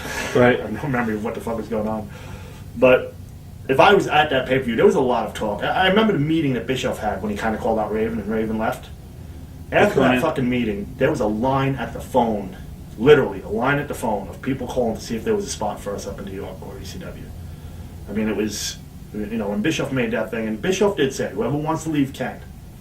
And he wasn't specific, but in that meeting, he made it sound like if you want out, you can leave and go wrestle somewhere else. Huh. And then when some of us kind of took him up on it, I don't think I was willing to because I had a spot. But I waited. Kidman and I think Conan went to him first. And that's when Eric backed off and said, well, you don't get a fucking full release. You can't work anywhere else. You can leave, but you're not, And that's like, what kind of offer is that? Yeah. I never went to Eric. And I was in a weird spot anyway because I would have had to go to Page first anyway and tell him I want to leave. So I was already I guess at that point I must have been somewhat unhappy. When Chris and Dean and those guys left, I wasn't on that pay-per-view. If I was, I probably would have went with them because there was already talk. Mm-hmm. It wasn't like I was in their group, but there was talk of if people leave, I want to be in that group. And so I think if I was on that pay-per-view, I might have been in that group. I'm not saying I would have been pushed with them, but I think I would have been one of the guys that walked because Bush allowed people to leave. I missed a few of the Bill Bush meetings where he said, "Whoever wants to go can go." I wasn't at that meeting. I was brought back after that Benoit thing. I was brought back to the Nassau Coliseum because I was local, I guess, and I asked to see Bush, Bill Bush. I was going to ask my release. Now, between you and me, and whoever watches this, I did call Jim Ross before that. Obviously, I'm not stupid. And I asked if I had a spot. Now, he said legally I can't say yes or no, but yes. And he out and told me how much. He was going to pay me $400,000. Told me the money and everything. He said, I can't say real money. He said, but he goes, what are you making now? And I was making, I think, $270. He goes, oh. He goes, we'll pay you $4. He goes, but you didn't hear that here. Right. He out and told me. And he even, a quote he said, he goes, you're not at the level of a Scott Vick, who is a sick boy in WCW. Because we're not going to bring you in and then send you to our developmental territory. He said, you're ready for TV now. He said, so if you can get your release. And I was like, Jim, the show's in Nassau. I'm like, I'll ask Bush for the release. And it wasn't even if he gives it to me. I said, when he gives it to me, I'll drive up the next day to you guys on Tuesday. Right. And meet with you guys and we'll sign something. He said, all right, do it. So I show up taping and I said, I saw Mr. Bush. I said, I think I called him Bill though. I know, maybe not at first, but later I did. I said, I need to meet with you. He goes, all right, just give me a minute. And I swear to God, I saw him run over to one of the fucking production people. And I act like I'm not watching, but I'm watching. And he points to me and he said, who is that? He didn't know who the fuck I was. So he comes back to me and he goes, I'll see you in about 5 or 10 minutes. So I sit down and dude, I was furious at this point. And this was the same weekend Hogan went on the internet and said, Kidman couldn't draw fleas at a flea market. I remember, right. Same fucking weekend. So now I'm fucking pissed. And that Monday, we were head-to-head with the dog show. USA Raw wasn't on, it was the dogs. Right. So I sit down with Bill Bush, and now I start calling him Billy, because now I'm pissed. I didn't know who the fuck I was.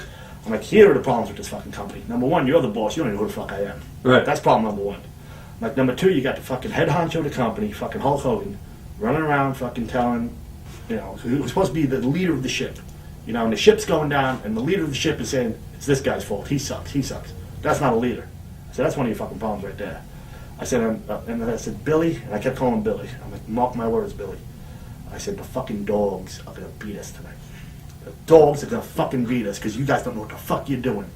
I said, you're riding coach with us to try to connect with us, and that's wrong. I was like, because we don't respect you. You shouldn't even be on the plane with us. You need a level of respect. You have no respect here. And you haven't earned it, and you don't deserve it. It's like, you should just give up the fucking... I was like, give up. I was like, what? It's like, you fucking suck. I was like, I want out. You told everyone in a meeting that I was not at. If anybody wants their release, they'll have it. I said, I want my release. He said, I can't give it to you. I'm like, what? I said, you're going back on your word. He goes, I'll get back to you. He goes, guaranteed. He goes, I'll call you within a week. I said, you guarantee me within a week? He said, yep. I said, I guarantee you don't. He said, well, you'll see. He never called me, by the way. Huh. And the dogs beat us. Right. check the numbers. The dogs did beat us. After that, I was furious about the Hogan thing. I really was. Because if Hulk doesn't like somebody or doesn't think someone can draw, that's cool. But you're the leader of the company, number one. You're at least one of our top guys, if not the top guy. It's bad morale. The morale was already the shits in WCW. Don't be doing that. So, but I didn't want to be two-faced. I don't want to fucking talk behind his back. So after the meeting, I felt fucking obligated. You know, and the reason I thought he should have more respect for Kidman, because Kidman helped with training with Jay Leno. And with Rodman too, I think. And Kidman's always been cool with Hulk. You know, and I know Kidman respects Hulk. Right. You know, Kidman's a friend of mine, so I felt, fuck this. I'm like, I'm already on my way out, so fuck it. So I went to Jimmy Hart. I said, I want to meet with Hulk. I said, I want to sit down with the Hulk.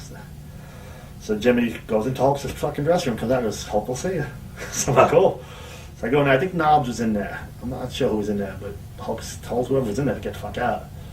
So I sit down. I was like, Hulk. I was like, I don't want to be a dick or nothing. I was like, I got to be honest with you. I'm like, I just met with Bill Bush. I told him I want my release. I'm like, hopefully I'll get it. But in the meeting, I told him I thought what you did with Kidman this weekend was bullshit. I'm like, you know, you're the leader of this company in some ways, and for you to talk bad about all the guys, it's just going to hurt morale. I'm like, I thought what you did was wrong, and I don't want to be two-faced and not say it to your face. He goes, between you and me, he goes, it's a work. I'm setting up an angle. I like Kidman. I want to work with him. He's like, you know, down the line, he goes, you'll know if I'm telling the truth if I work an angle with him down the line. He goes, but I'm telling you right now, it's a work. So Kidman wasn't on No. Wow. So then Hulk goes, I was like, oh, dude, I'm sorry. Now I had to apologize. I was like, sorry, dude. I'm like, well, it's a good work because you got me going. I said, and then he goes, about your release. He goes, did you talk to the big man yet before you did this? I'm like, yeah, I called. I was like, he goes, you have a spot? I'm like, yeah. Hulk out and out told me, keep a spot for me at the big table. He said, tell the big man to save a spot at the big table for me. I said, I'll do it. So as soon as I get in, he goes, don't tell nobody about it. It's work. Right. I won't tell anybody. Get out of there. Right to Kidman. Right. Kidman told me it's a work. I was like, do you believe it? He goes, I'll believe it if it happens. Right. You know, Kidman's pretty level-headed. He said, if it happens, I'll believe it. Were you signed first, or did they approach you with the Mortis gimmick about that? I was doing the Men at Work thing.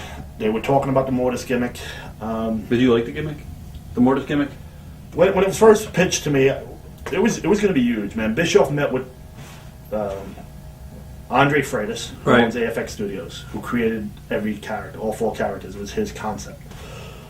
But the original concept was Bischoff's, and the way Bischoff, because we had a meeting with Bischoff, Andre, DDP, Disco, and every guy, you know, me, Ray Lloyd, who played Glacier, Ernest Cat Miller, and Brian Clark, Rath.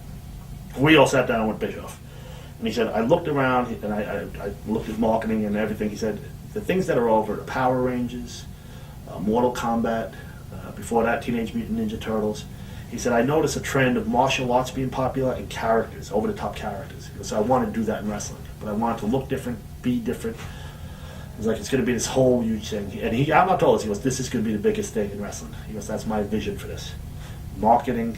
He goes, I see commercials, I see cartoons, I see action figures, you name it, we're going to do it. So he was against me being in it from the get-go. Right. Paige got me in there. Bischoff said, nah, I'm not Kanyon. You know, and then Paige talked him into it. And then we'd meet, and then after meeting with me, he'd go back to Paige and say, yeah, I don't think Kanyon's right for this. So Paige would have to come to me and say, yeah, he thinks he doesn't want you in it now. So I'm on this yo-yo, I'm in and I'm out of it. And the whole time I'm taking karate lessons with all of us. You know, Raph is doing, Ernest wasn't obviously, but me, Glacier, and Raph were taking karate lessons. We're down to school every day trying to come up with a unique looking style. We wanted moves and a style that was very different. Right. I think we hired the wrong karate instructor. He didn't get it. He like made us learn how to count 1 to 10 in fucking Japanese or whatever. And I'm like, dude, that ain't what this is. Right. Yeah, I respect what you do. I respect the martial arts. But dude, we got to focus on what we're going to do on TV, not counting 1 to 10, motherfucker. Right. But we should have ditched them and got someone that knew. Is it true that I guess they wanted your character to be more like a skeleton?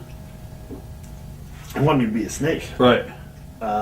They wanted me to be a snake at first, and Jake the Snake had been in WCW not much before that, and I was a huge Ghost Rider mark growing up. Loved the Ghost Rider comic book, and so it was my idea. I was like, you know what, Snake's been done. People love skeletons. This is before, you know, this is before Stone Cold did the whole skeleton gimmick, you know, on his T-shirts and everything. You know, I don't know if anybody had really done, and Will Parker wasn't in yet. Right. So I was like, I'm telling you, man, if we do skeletons, merchandise-wise, it will sell, man. Let's do this. So they were with it. I literally wanted to walk out with my head on fire. You know, a skeleton mask. That'd be cool. And the mask I asked Andre to design was I wanted it to look like the skull was coming through my skin. So like where the skeleton part would end, my skin would start. So it would really just look like the skin was torn from my face. Right. Probably would cost more than the $30,000 he charged per character though. So immediately we would, I was going to be the skeleton, and then we came up with the name Mortis, based on, and he had a list of like 12 names for each one of us, and we each kind of. That's what Glacier was telling us. Yeah. So we each kind of picked out our own fucking names. Wrath had a cool name. I like Wraths. That was pretty much right off the bat. Mortis, I kind of liked, but there was nothing better. I didn't think, as far as what he came up with. But then, unfortunately, while we were doing all of this, and one of the frustrating parts for me was when I first signed with Bischoff. It was literally within. I got there in May. That October, he signed me to a contract. But my first contract was for $450 a week, $22,500 a year. That was my first contract with Bischoff in October. But he told me, when the new year, he goes, we're at the end of a budget, and I met up, up in fucking CNN Tower with him. I mean, it was fucking impressive, scary, and literally, I thought it would be a meeting and stuff. He didn't even know I was going to be there. He goes, oh yeah, sit down. He's like, he just looked up at the calendar. He goes, we're at the end of the calendar year. He's like, what are you making now? I forget. I think we were getting $200 a match, $150 a match maybe. Right. Because I was just getting paid per match. I think it was $150 a match. He's like, what? He goes, all I can do for you now is $450 a week. He goes, but at least it's guaranteed whether you wrestle or not. So I was cool with that, And he said, and then as soon as the new year comes around, just remind me or tell Paige to remind me, and we'll bump you up a little bit. So, literally, then, dude, again, remember I had made $70,000 a year already. Right. 3 years or 2 years, whatever. Like, I did the therapy. I get in the elevator, leaving the meeting, and that's how long the meeting was, literally, less than fucking 5 minutes. And I know I just signed my friend, it's another step, it's like I signed a deal to be a wrestler. Now I really feel like a pro wrestler. Up to that point, you just feel like a job guy. You feel like an independent wrestler. You sign a contract with one of the two companies. It's like, I start balling again, man, right? The fucking people are into the elevator, and I'm fucking balling. And it's only for $22,500. It wasn't about the money. Right. I already made $70,000 a year. $22,500, dude, it was just, no matter what, I'm getting a $450 paycheck. And then, sure enough, January 1st came, and he bumped me up to $6,000. But that's all I was making when we started doing the Mortis thing. And then I find out what Wrath was making. Find out what Ray's making. Find out what Ernest is making. And I'm still only making $30,000 a year. The whole time we're training. But I know why, because fucking Eric keeps flip-flopping on whether I'm going to do it or not. And, finally, fucking, I had enough. And I told Paige, I can't keep doing this. Number one, I can't keep doing this for fucking $30,000 a year. Right. When I know what these other motherfuckers are making. And I know I'm better than fucking, Oh, yeah. whatever. I'm not going to fucking say who's better than who, but Right. I felt like I was working just as hard as them, and I was pretty good compared to some of them. So, especially Ernest. I mean, Ernest was green. Him I will talk about. Ernest, this was his first gig, man. I had to basically, me, Wrath, and Ray had to train him from scratch. And he was horrible at first. And he was fucking beating the fuck out of us with his kicks and shit, so, for him to make what he was making, and I won't say that, but he was making a good bit more than I was. I thought it was unfair, number one. And for Eric to flip-flop the way he was on me, bringing my hopes up, literally, and remember, at this point, we think it's going to be the biggest gimmick in wrestling, because that's what he told us it was going to be. To think I'm in it and they're not in it, and Eric, I was like, he needs to make a decision one way or the other on me, and if I'm in, he needs to pay me. I was like, I just think it's fair. Right. It's the right thing. He's like, you're right. He said, he wants to see you in the ring. So Eric came down to the power plant and watched me work with Ray and with Ernest back to back. And he literally walked over to Paige and goes, you're absolutely right the whole time. I was wrong. Kane's the only guy for this gimmick. And immediately called me in. And I had this whole fucking spiel, just like a lot of what I just told you, how I was a physical therapist. I was making $70,000 a night, $70,000 a year, and I had notes. I'm sitting there, so when he called me in for the meeting after he watched me, I'm sitting there, and when I kept going to Paige and saying, Paige, you got to talk to Bischoff for me. And at one point, Bischoff, and Paige told me this, Bischoff said, well, what am I paying him right now anyway? Because he had no idea.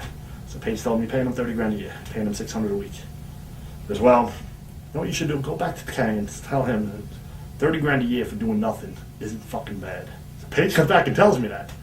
So now that's on my mind. That this motherfucker thinks I'm doing fucking nothing. I'm getting up every day, going to the power plant, usually around 8, training, then going to karate school, then coming back to the power plant. Pretty much 9 to 5. And this is for months and months, dude.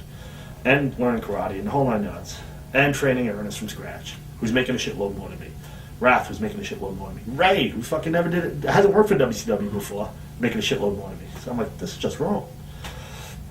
So finally, he watches me, says, yeah, I'm good for the part. brings me in. I have my notes, so I'm telling him, yeah, and I went from making 70 grand a year to making, $40 a night. And I'll tell you what, Eric, I was happier than I ever was in my life because I love this, and I just kept putting over how much I love it. I would do anything for the business. I'd do anything for him because he's giving me my spot. Do anything for Paige because he helped me out. And finally, he goes, you know what, Chris? He goes, put the notes down. I'm like, oh fuck, what now? Huh. So he goes, put them on the ground. So I put them on the ground. He goes, stop reading from the notes. Tell me what you really feel. Right. And dude, I had that moment. I'm thinking, all right, what's on your mind? And I keep going back to the 30 grand thing. I'm like, Eric, Paige, tell me what you said. He told me that you said that 30 grand a year for doing nothing isn't fucking bad. And I should shut the fuck up and just do what I'm supposed to do. I was like, Eric, if you think I'm doing nothing, and I didn't curse the whole time, which is rare for me. I was like, when I gave my spiel, I was real professional. I was dressed, I wasn't in a suit, but I was dressed all right. And finally I said, Eric, if you think I've been doing nothing for the last few months, you're fucking crazy. I've been working my ass off training your boy Ernest, who's fucking beating the fuck of us with his kicks. I'm like, I'm working fucking 8, 10, 12 hours a day with this shit. Between working out and training at the power plant and doing karate. I'm like, man, for you to think I'm doing nothing, that's a fucking slap in my face. I couldn't believe I was saying this to Eric, man. I was definitely, I'm not intimidated by too many people in the business. Flair a little bit when I met him, Hulk, of course. Vince is probably the most intimidating motherfucker on the planet, and Eric to some extent. But, he gave me that opportunity to tell him what I really felt, and I felt I owed it to me and to him to, get that off my chest. And he goes, well, he goes back up. He goes, Paige has a way to dramatize things. He said, I didn't really say it that way. And he said, I didn't really mean you were doing nothing. He said, but when I got to WCW, I was pretty much collecting cans to pay fucking food bills for my family. He said, I was in rough shape when I got here. He said, so to me, 30 grand ain't bad to be doing what you love. He goes, that's kind of what I meant. I didn't really mean you were doing nothing. He goes from the spiel of him fucking collecting cans to pay for his fucking kids' food, literally, to going, so what were you thinking? How much should I pay you? And I'm thinking, oh, fuck. He just told me fucking he had to collect cans. He said 30 grand isn't, I'm not getting paid to do nothing, but 30 grand is not bad to do what you love. Now he throws this at me, and I'm thinking, I went in there thinking I was going to ask for, 60 grand, 100, 150 over a 3-year period. And, I was like, well, fuck, I can't ask for 60 grand now. And I can't ask for fucking 3 years from that 150 when he's telling me 30 grand to do what you love is fucking all right and collect the cans. So I'm thinking, oh, fuck, I got to give him a number. I'm like, fuck it. Well, 60's, I was like, just, right now, what are you making? I'm literally in my mind trying to figure out math quick. And he's waiting, and it's this fucking long, comfortable silence. I'm thinking, all right now I'm making 30. Fuck, don't ask for 3 different years. Just ask for 3 years of the same and go low. So I'm like, just, how about 3 years of 70? Which is a good bit different than fucking 70, 120, 150. Right. Overall, 3 years of 70 would have been, 210. So I would have almost made that my 3rd year. So I'm like, but I was like, you know what? Even that seems a lot, but fucking throw it out there. And now this is literally after about 20-minute meeting, and me laying my guts on the floor for this guy. And I said, just 3 years of 70? And now I'm scared shitless. And he's looking at me and goes, nope. And I went, why? And I was really upset. He goes, because I'm thinking 100. And immediately I'm thinking, does he need 100 more per week? And I'm thinking, that's 700. That's 35. Like, do you mean 100,000 a year? He goes, yep. I'm like, I'll take it. Nice. And dude, I got in a fucking, now I'm making 6 figures doing what I love, There you go. And I get in a fucking elevator again, fucking tears, dude. I mean, fucking the second time I cried in that fucking building. Huh. Yeah, dude. I mean, and that's one thing about Eric, man. I know he did that with almost everyone. He'd ask you what you want, and then a lot of people he gave more. Right. And he was fair about that. And, again, I think that was still less than maybe all 3 of the other guys. I'm not positive, but I think it was at the time. You also got to work with Vandenberg again. What was that like? Yeah, that was a Disco Inferno idea. Right. He was a big fan of Great Muda, and was a big fan of Gary Hart, great Gary Hart. And I was too. And I always liked Gary Hart, but when I watched the WWE, Vince did put out a good video, man, a world-class video, and Gary Hart's all over that, and he does a lot of commentary in that video, and the rise and fall, I think, of WCCW, World Class Championship Wrestling. And I just got to love Gary during that video, and then he died right after I watched that.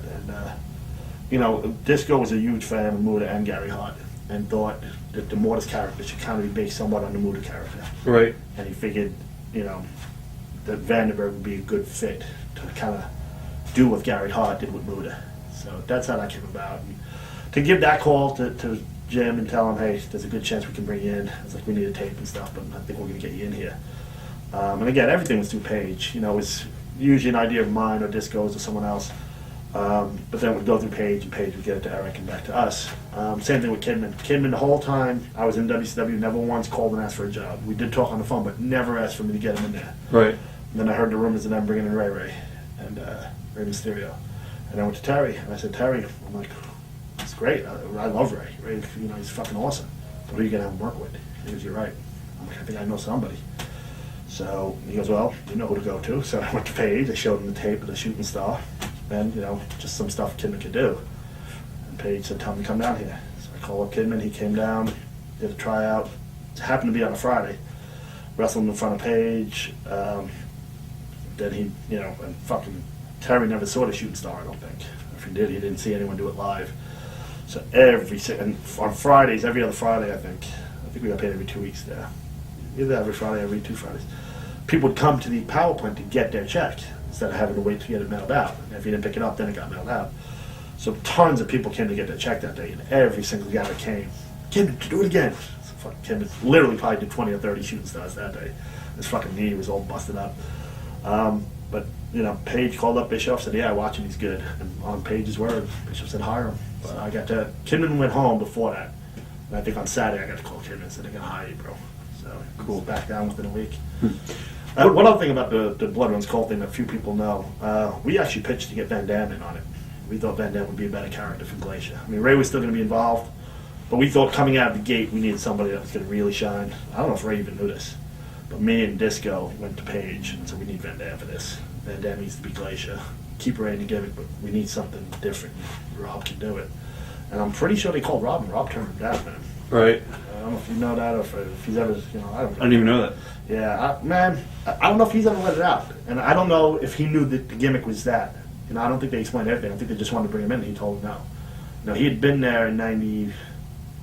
Yeah, he was doing jobs and stuff. Yeah, Robbie V. He Yeah. left Johnny Polo once, Yeah. actually. So I think he just didn't like the whole WCW scenario. So I don't know if he ever was told what the gimmick would be, but me and Disco felt pretty strong that he should have been the main guy. And I had the history with Rob from South Carolina, so I went to bat for him because I thought me and him would have good matches off the bat. Not a slight against Ray, but I'd worked a lot with Rob in South Carolina, and he just is so unique. I thought the Blood Runs Cold gimmick would do better if the first guy out was Rob, and who knows, it might have. But the problem, and what happened while we were doing all this and getting ready, they started this other angle that got someone over called the NWO. No, never heard of it. Yeah. So I remember watching it. You know, we were all getting ready. Me and Glacier, me and Ray went down to somewhere in Georgia to his friend's house and watched the pay-per-view when Hulk, you know, started the NWO and turned heel.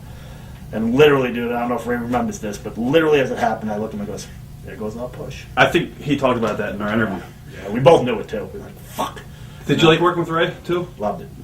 Timing was phenomenal. Ray's just, you know... And, dude, anyone else with that fucking push, I mean, a lot of people don't remember, man, that push was ridiculous, man. They shoved Glacier down everyone's throat. The build-up was fucking way too long. We didn't even know that. I mean, we knew the thing was shot, the videos. Right. When it started airing, we're like, Ray didn't even know it was going to start airing. Yeah. We're like, we're not, you know, we're not going to do this for another few months. This push is going to be way too long. We knew it right off the bat.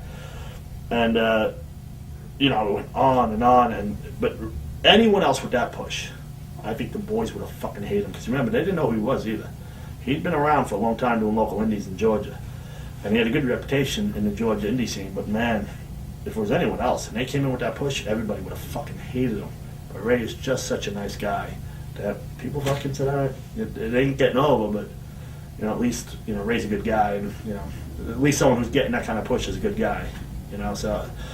And working with Ray was fun, man. He's a really good guy. He still, you know, he stays in touch with me to this day, and he's a good guy. And, man, I really do think his bumping and selling is totally underrated, man. People remember the push and the whole Blood Runs Cold thing, didn't get that over.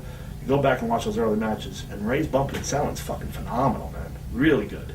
And very underrated, man. It's just, you know, bad situation, man. It just didn't work. How about Brian Clark? What do you remember of Brian?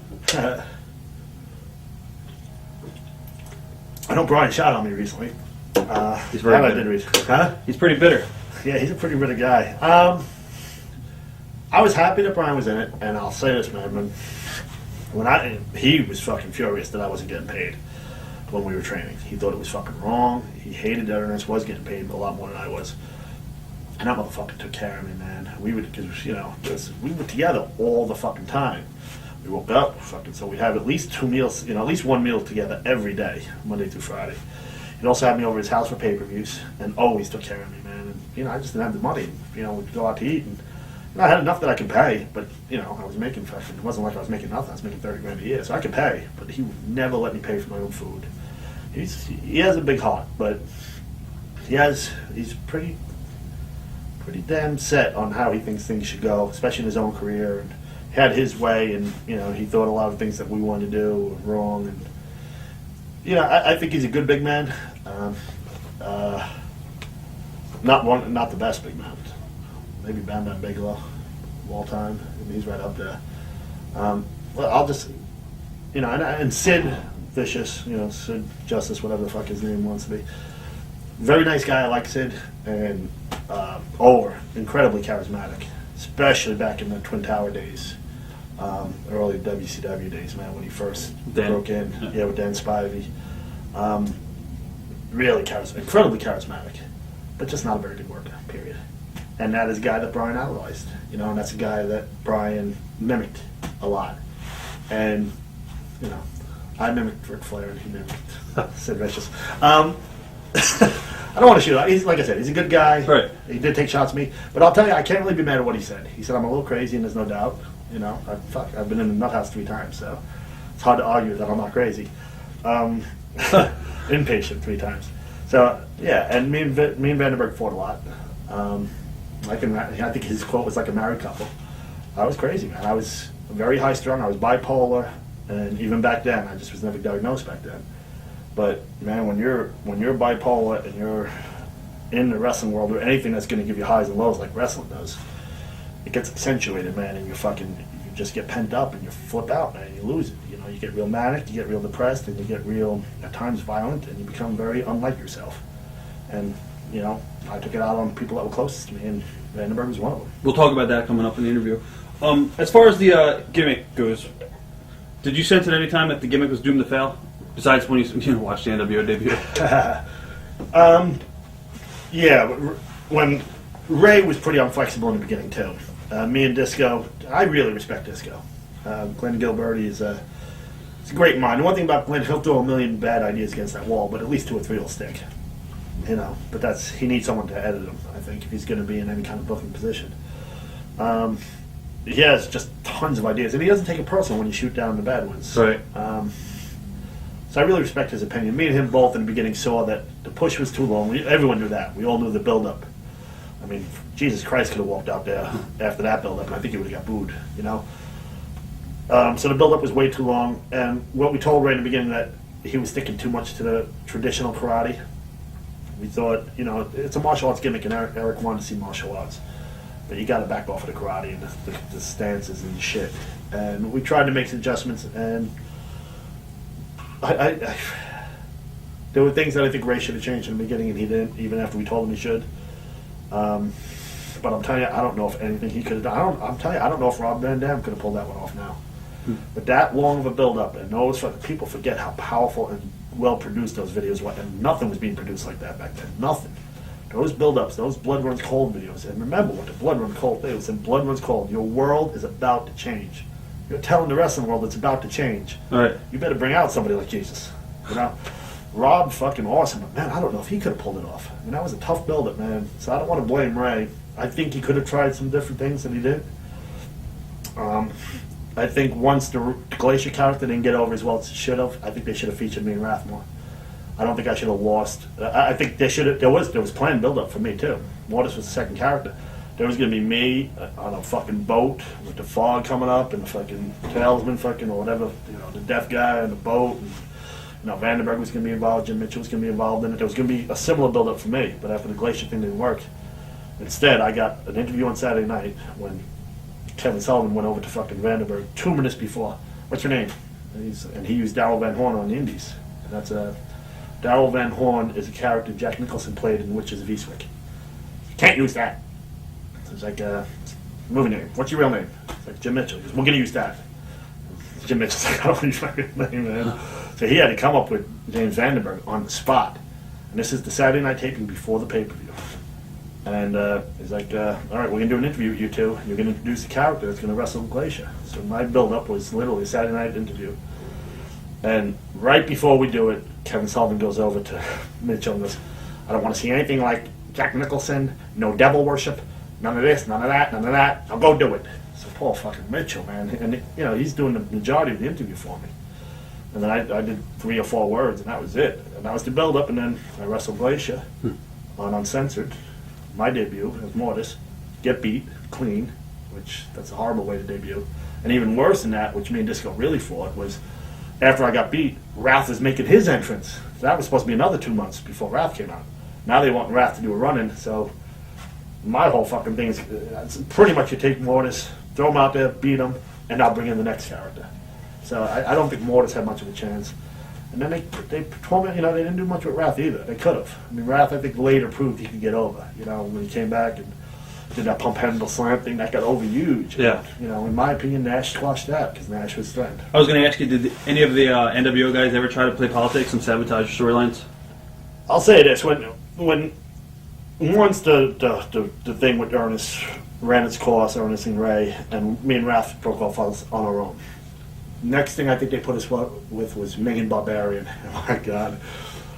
It was a Saturday night match. We didn't even know the angle was starting. It was just going to be a match.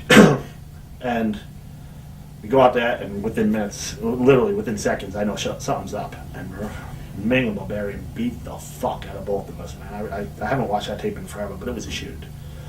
I think Sullivan sent him out there and said, just beat the fuck out of him. And, you know, what are you going to do? The boss tells you beat the fuck out of these 2 guys, do it. Right. So, and I'm in a weird spot, man. Like, I think if it's a real fight, Ming and Barbarian are going to kill me. I really do believe Ming is one of the toughest guys in the business. You know, I heard stories too, and I do believe it. From being out there with him and feeling his strength and his intensity, I think he was, at least in his prime, one of the toughest guys in the business. So I'm thinking, all right, they're beating the fuck out of us. There's no doubt about that. I'm like, now do I just let him fight? Do I just let him beat the fuck out of me? Or do you lose respect from Ming if you don't fight back? I immediately figured out what's going on. I know Kevin probably told him to do this. Kevin Sullivan, not Nash. So they're beating the fuck out of both of us, and I look at Vandenberg and Wrath, and they're both like, like we're all like, what is going on? So I'm like, I gotta hit back. I don't want to punch him hard. I don't want to hurt him really, but I don't want him to think I'm a pussy and I'm letting him beat me up. So I try to fight back, and really, you know, I hit him pretty good a couple of times, but. You know, it's like I don't want to piss him off. So he beat the fuck out of both of us. We get in the back, and we both, you know, all 3 of us like, what the fuck was that? I was like, well, I said that. Someone probably just told him to beat the fuck out of us. The next thing you know, we're in a program with these fucking guys. But it was only that first match. After that, it was all work. Right. We worked together after that. And I was never mad at Manuel Barbarian. Because first of all, if you get mad, what is going to happen? What am I going to do? Number 2, you know, if the boss tells you to do that, if the boss tells me to fucking beat somebody up, I'm probably going to do it. You know, at least make it look like I am. Right. You know, and I might tell the guy, hey, just tell him I beat the fuck out of you, or something. You know, I got to do something. I mean, it is wrestling. It is what the business is, and you know, but we build up that storyline, and you know, that storyline was pretty good. I mean, it wasn't much of an angle, but the matches were pretty strong, and we had a pay-per-view match that was pretty over, man. A lot more over than I thought it would be. Crowd was really into it. Really good, strong finish. Really strong finish. Fucking Ming's tongue and grip, which I actually started doing. That's another funny thing. That's one of the things Mortis did, was that fucking tongue and grip. And then out of nowhere, I see Ming starting to use it. I was like, oh, Sullivan gave it to him. And the funny thing is, too, as we were getting ready to bring Mortis out, Parker shows up. So I was like, who brought in Parker? Sullivan. Doesn't he know a skeleton character's about to debut? No big deal. So again, I think those are shots from Sullivan. I mean, I could be wrong. Maybe I'm paranoid. I mean, that's wrestling. So anyway, so at the end, I think first he grabs it on Wrath, the tongue grip, and then fucking I think Vandenberg came in and he grabs Randy. And while he's holding both, I came in and hit the super kick, a stiff one, man. Because I know Ming can take it. I think Ming liked working stiff. So I hit him pretty good with a super kick to the chin, and he just lets go of fucking Vandy. Fucking no sells it and grabs me, and the fucking crowd went nuts. And I forget how it ended. I think that distracted him, and Wrath got loose and hit his finish and pinned me. We were supposed to do the job. Sullivan had us putting those guys over, and then Bischoff stepped in and said, no, you're not beating those guys. I'm sure that pissed off. Right. Sure that pissed off Sullivan too. Right after that, we started getting some steam as a tag team. And right away, next thing you know, we're on Nitro against Nash and Hall. And those motherfuckers sold their asses off for us. It was a good, strong match. But they beat us pretty, on the Nitro, and that was pretty much, I think, the end of our push. So, man, I think it's a lot of paranoia to think they thought that deeply. Like, oh, shit, Kanyon and Mortis and Wrath are starting to get over. Let's beat them. Right. I do believe maybe when Wrath was getting over on his own, that Nash stepped in and put the kibosh. And that was a rumor that a lot of people heard. I wouldn't be that surprised. I think there might have been some heat. The way Wrath is, he's a bit of a heat magnet. And I think he might have pissed off this clique in WWE. So maybe there was something. I don't know. I can't speak for Kevin. I mean, I can just tell you my opinion from being there and what I thought, what I heard, and what I saw. Ernest, did you get to see the movie The Wrestler at all? I actually have it on DVD, believe it or not. A friend sent it to me. Right. I was supposed to watch it yesterday. I haven't. Okay. I was going to ask you what are your thoughts on him in the movie, but you got to work with him a lot, and he actually accused you of being a racist at one point in an interview for spitting on him after the match. What are your thoughts on that? Oh my God. Literally, I mean, I think if you're part of a suppressed group, if you're the victim of bigotry and prejudice, and as a gay person, I've seen it my whole life since I wasn't out till I was 36. I didn't experience it personally, but I saw my group get oppressed, and I don't know. One of my most shocking things was when I went to my first gay pride parade in Atlanta, and I saw a group of black people protesting us. And I thought, how could another group that's being oppressed protest another group? I don't understand it. I mean, because I was gay and I understand, what it's like to be part of a group that's prejudiced and people hate, and I could never be racist. I mean, I was definitely a homophobe in college, but there was a reason behind that. I talked badly about gays so people wouldn't think I was gay. But no, I dated one of the few girls I actually dated. Literally only one when I was 12, I think, 10 or 12. But then in college, this girl was so into me, and all my friends knew it. I had to date her, but she was dark-skinned. Right. She was Egyptian. Everyone thought she was black, but I don't think she was. But everyone just assumed she was black, and I dated her. I mean, I'm surprised you would say that, to be honest. Okay. How did you wind up being the guy to train the celebrities in WCW? And you kind of told us off camera about Rodman and Leno, and share some of those stories, Karl Malone. I think I got to be around Eric a little bit more than most because of Paige in different situations. I think Eric recognized that I went to college. I had a head on my shoulders. I could deal with things outside of wrestling, and I was creative as far as wrestling goes as well. So I think when the opportunity came to work for the Jesse Ventura movie, I think just based on him being around me and knowing my love of the business, my knowledge of the business, and that I had somewhat of a head on my shoulder as the creative head, I think I was the obvious choice for him to send me up to Toronto and work on the Jesse Ventura story. And I think, I can't speak for Eric, but I think he probably knew about Ready to Rumble when he did that, and I think Jesse Ventura was like a training ground for me. Right. So I could go and do the Ready to Rumble thing. I think from being down at the power plant, I trained a lot of guys, that came up and worked with a lot of guys. I had a history of training Kidman.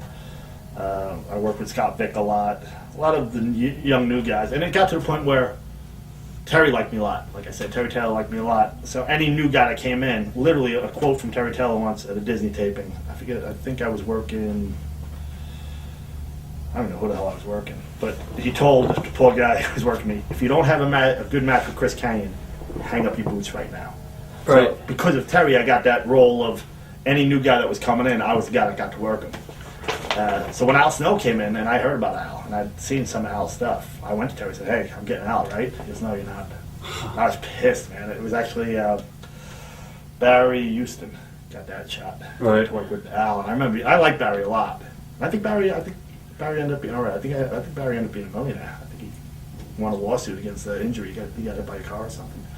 But Barry was real talented, so I wasn't too upset. But I got that reputation of being the guy to make other people look good. So I think because of that, because of my work down at the power plant, because of working on the Jesse Ventura story and Ready to Rumble, and since I was at the power plant a lot, I think one of my first was when they brought in Kevin Green and Mongo to do the match with Flair and Arn.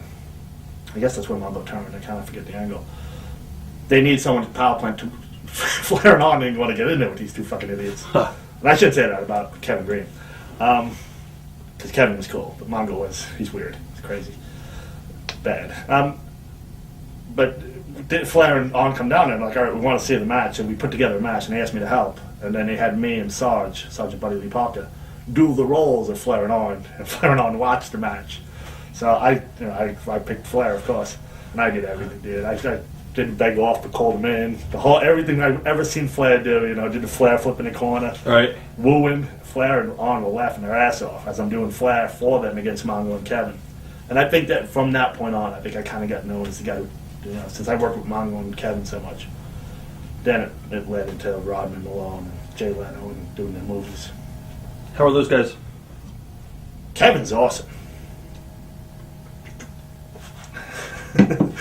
Mongo worked hard, I guess. I don't know. Mongo it's amazing to me he was such a good football player because he's such a horrible wrestler, man. I thought you'd have to be a natural athlete to be that good at football. But he was awkward, and I don't know how he was able to play football so well when he was so fucking bad at wrestling. He was funny. I liked him. He was nuts, man. There was a girl. We were in a bar. I think it was in Charlotte again, and some girl came over and goes, "Man, Mongo's making me go up to his room. Can you please come up with me?" I'm like, all right. I never really dealt with Mongo much, but dude, we go up to his room, man, and I don't want to stooge him off, so I'm not gonna say everything he was doing. But Right. he was doing a lot of bad stuff. And these girls were petrified, man. And this motherfucker out of nowhere he did the whole Steve-O thing, where he fucking had the shot with the salt and the fucking lime and literally fucking snorted the salt, and it was salt. Right. But he snorted the salt, took the fucking lime, squoze it in his own eye, and then took the shot, didn't even drink it. Fucking threw it as hard as he could against the wall, man. And just kept doing it, and these girls were fucking freaking out, and they ran away. Mongo was crazy, man. But I'll tell you what, I go back and watch the tapes. I kind of liked him on commentary. Yeah, he was definitely fun. He had a fucking energy. He loved it. You could tell he loved it. He was fun to travel with. Me and Raven worked him and Malenko once.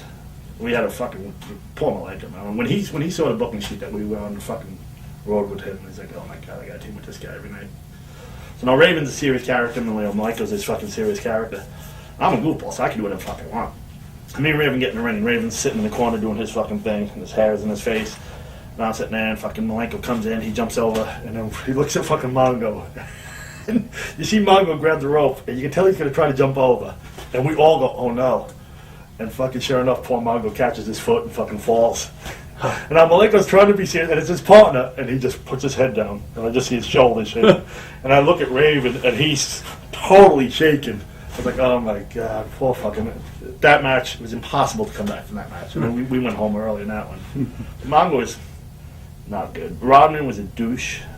Didn't take it serious. Showed up, definitely seemed impaired, which is dangerous. Anytime you wrestle impaired, but he's showing up to train, it's something he doesn't know what the fuck he's doing. Showing up impaired. Smelled like shit. Out and out shit. It smelled horrible. It smelled like he was partying for 3 or 4 days and didn't shower. It was horrible working. And Malone was the absolute opposite. Took it serious, worked hard, had good ideas. Rodman was so bad, Hulk had to threaten him. Hulk went straight up to him and said, "Dennis, calm the fuck down and relax. You got to work with us. We're all working together. You can either work with us or work against us. If you work against us, you're not going to be happy." And that was the end of that. I mean, once Hulk, I never saw Hulk do anything like that, man. I was like, holy fuck. I couldn't believe I just saw Hulk Hogan threaten Dennis Rodman. Right. Rodman back down. No doubt, Rodman back down. Leno took it pretty serious. We worked with him about 2 hours a day. Right after, and Leno would get up at 8, supposedly, go to the studio, work on a show, tape the show at 4, finish up around 5 or 6, come work with us for 2 hours, supposedly go back to the studio, work until midnight writing the final next day's show, and did it every day. He only no-showed us once, and it wasn't no-show, he called. Right. So I'm not showing up. And he took it pretty serious, and he was real serious. He didn't joke, he wasn't funny. And then on Saturday, he showed up when we did training on Saturday. He did hang out with us afterwards and tell jokes and shit, and he was cool. Welcome to another edition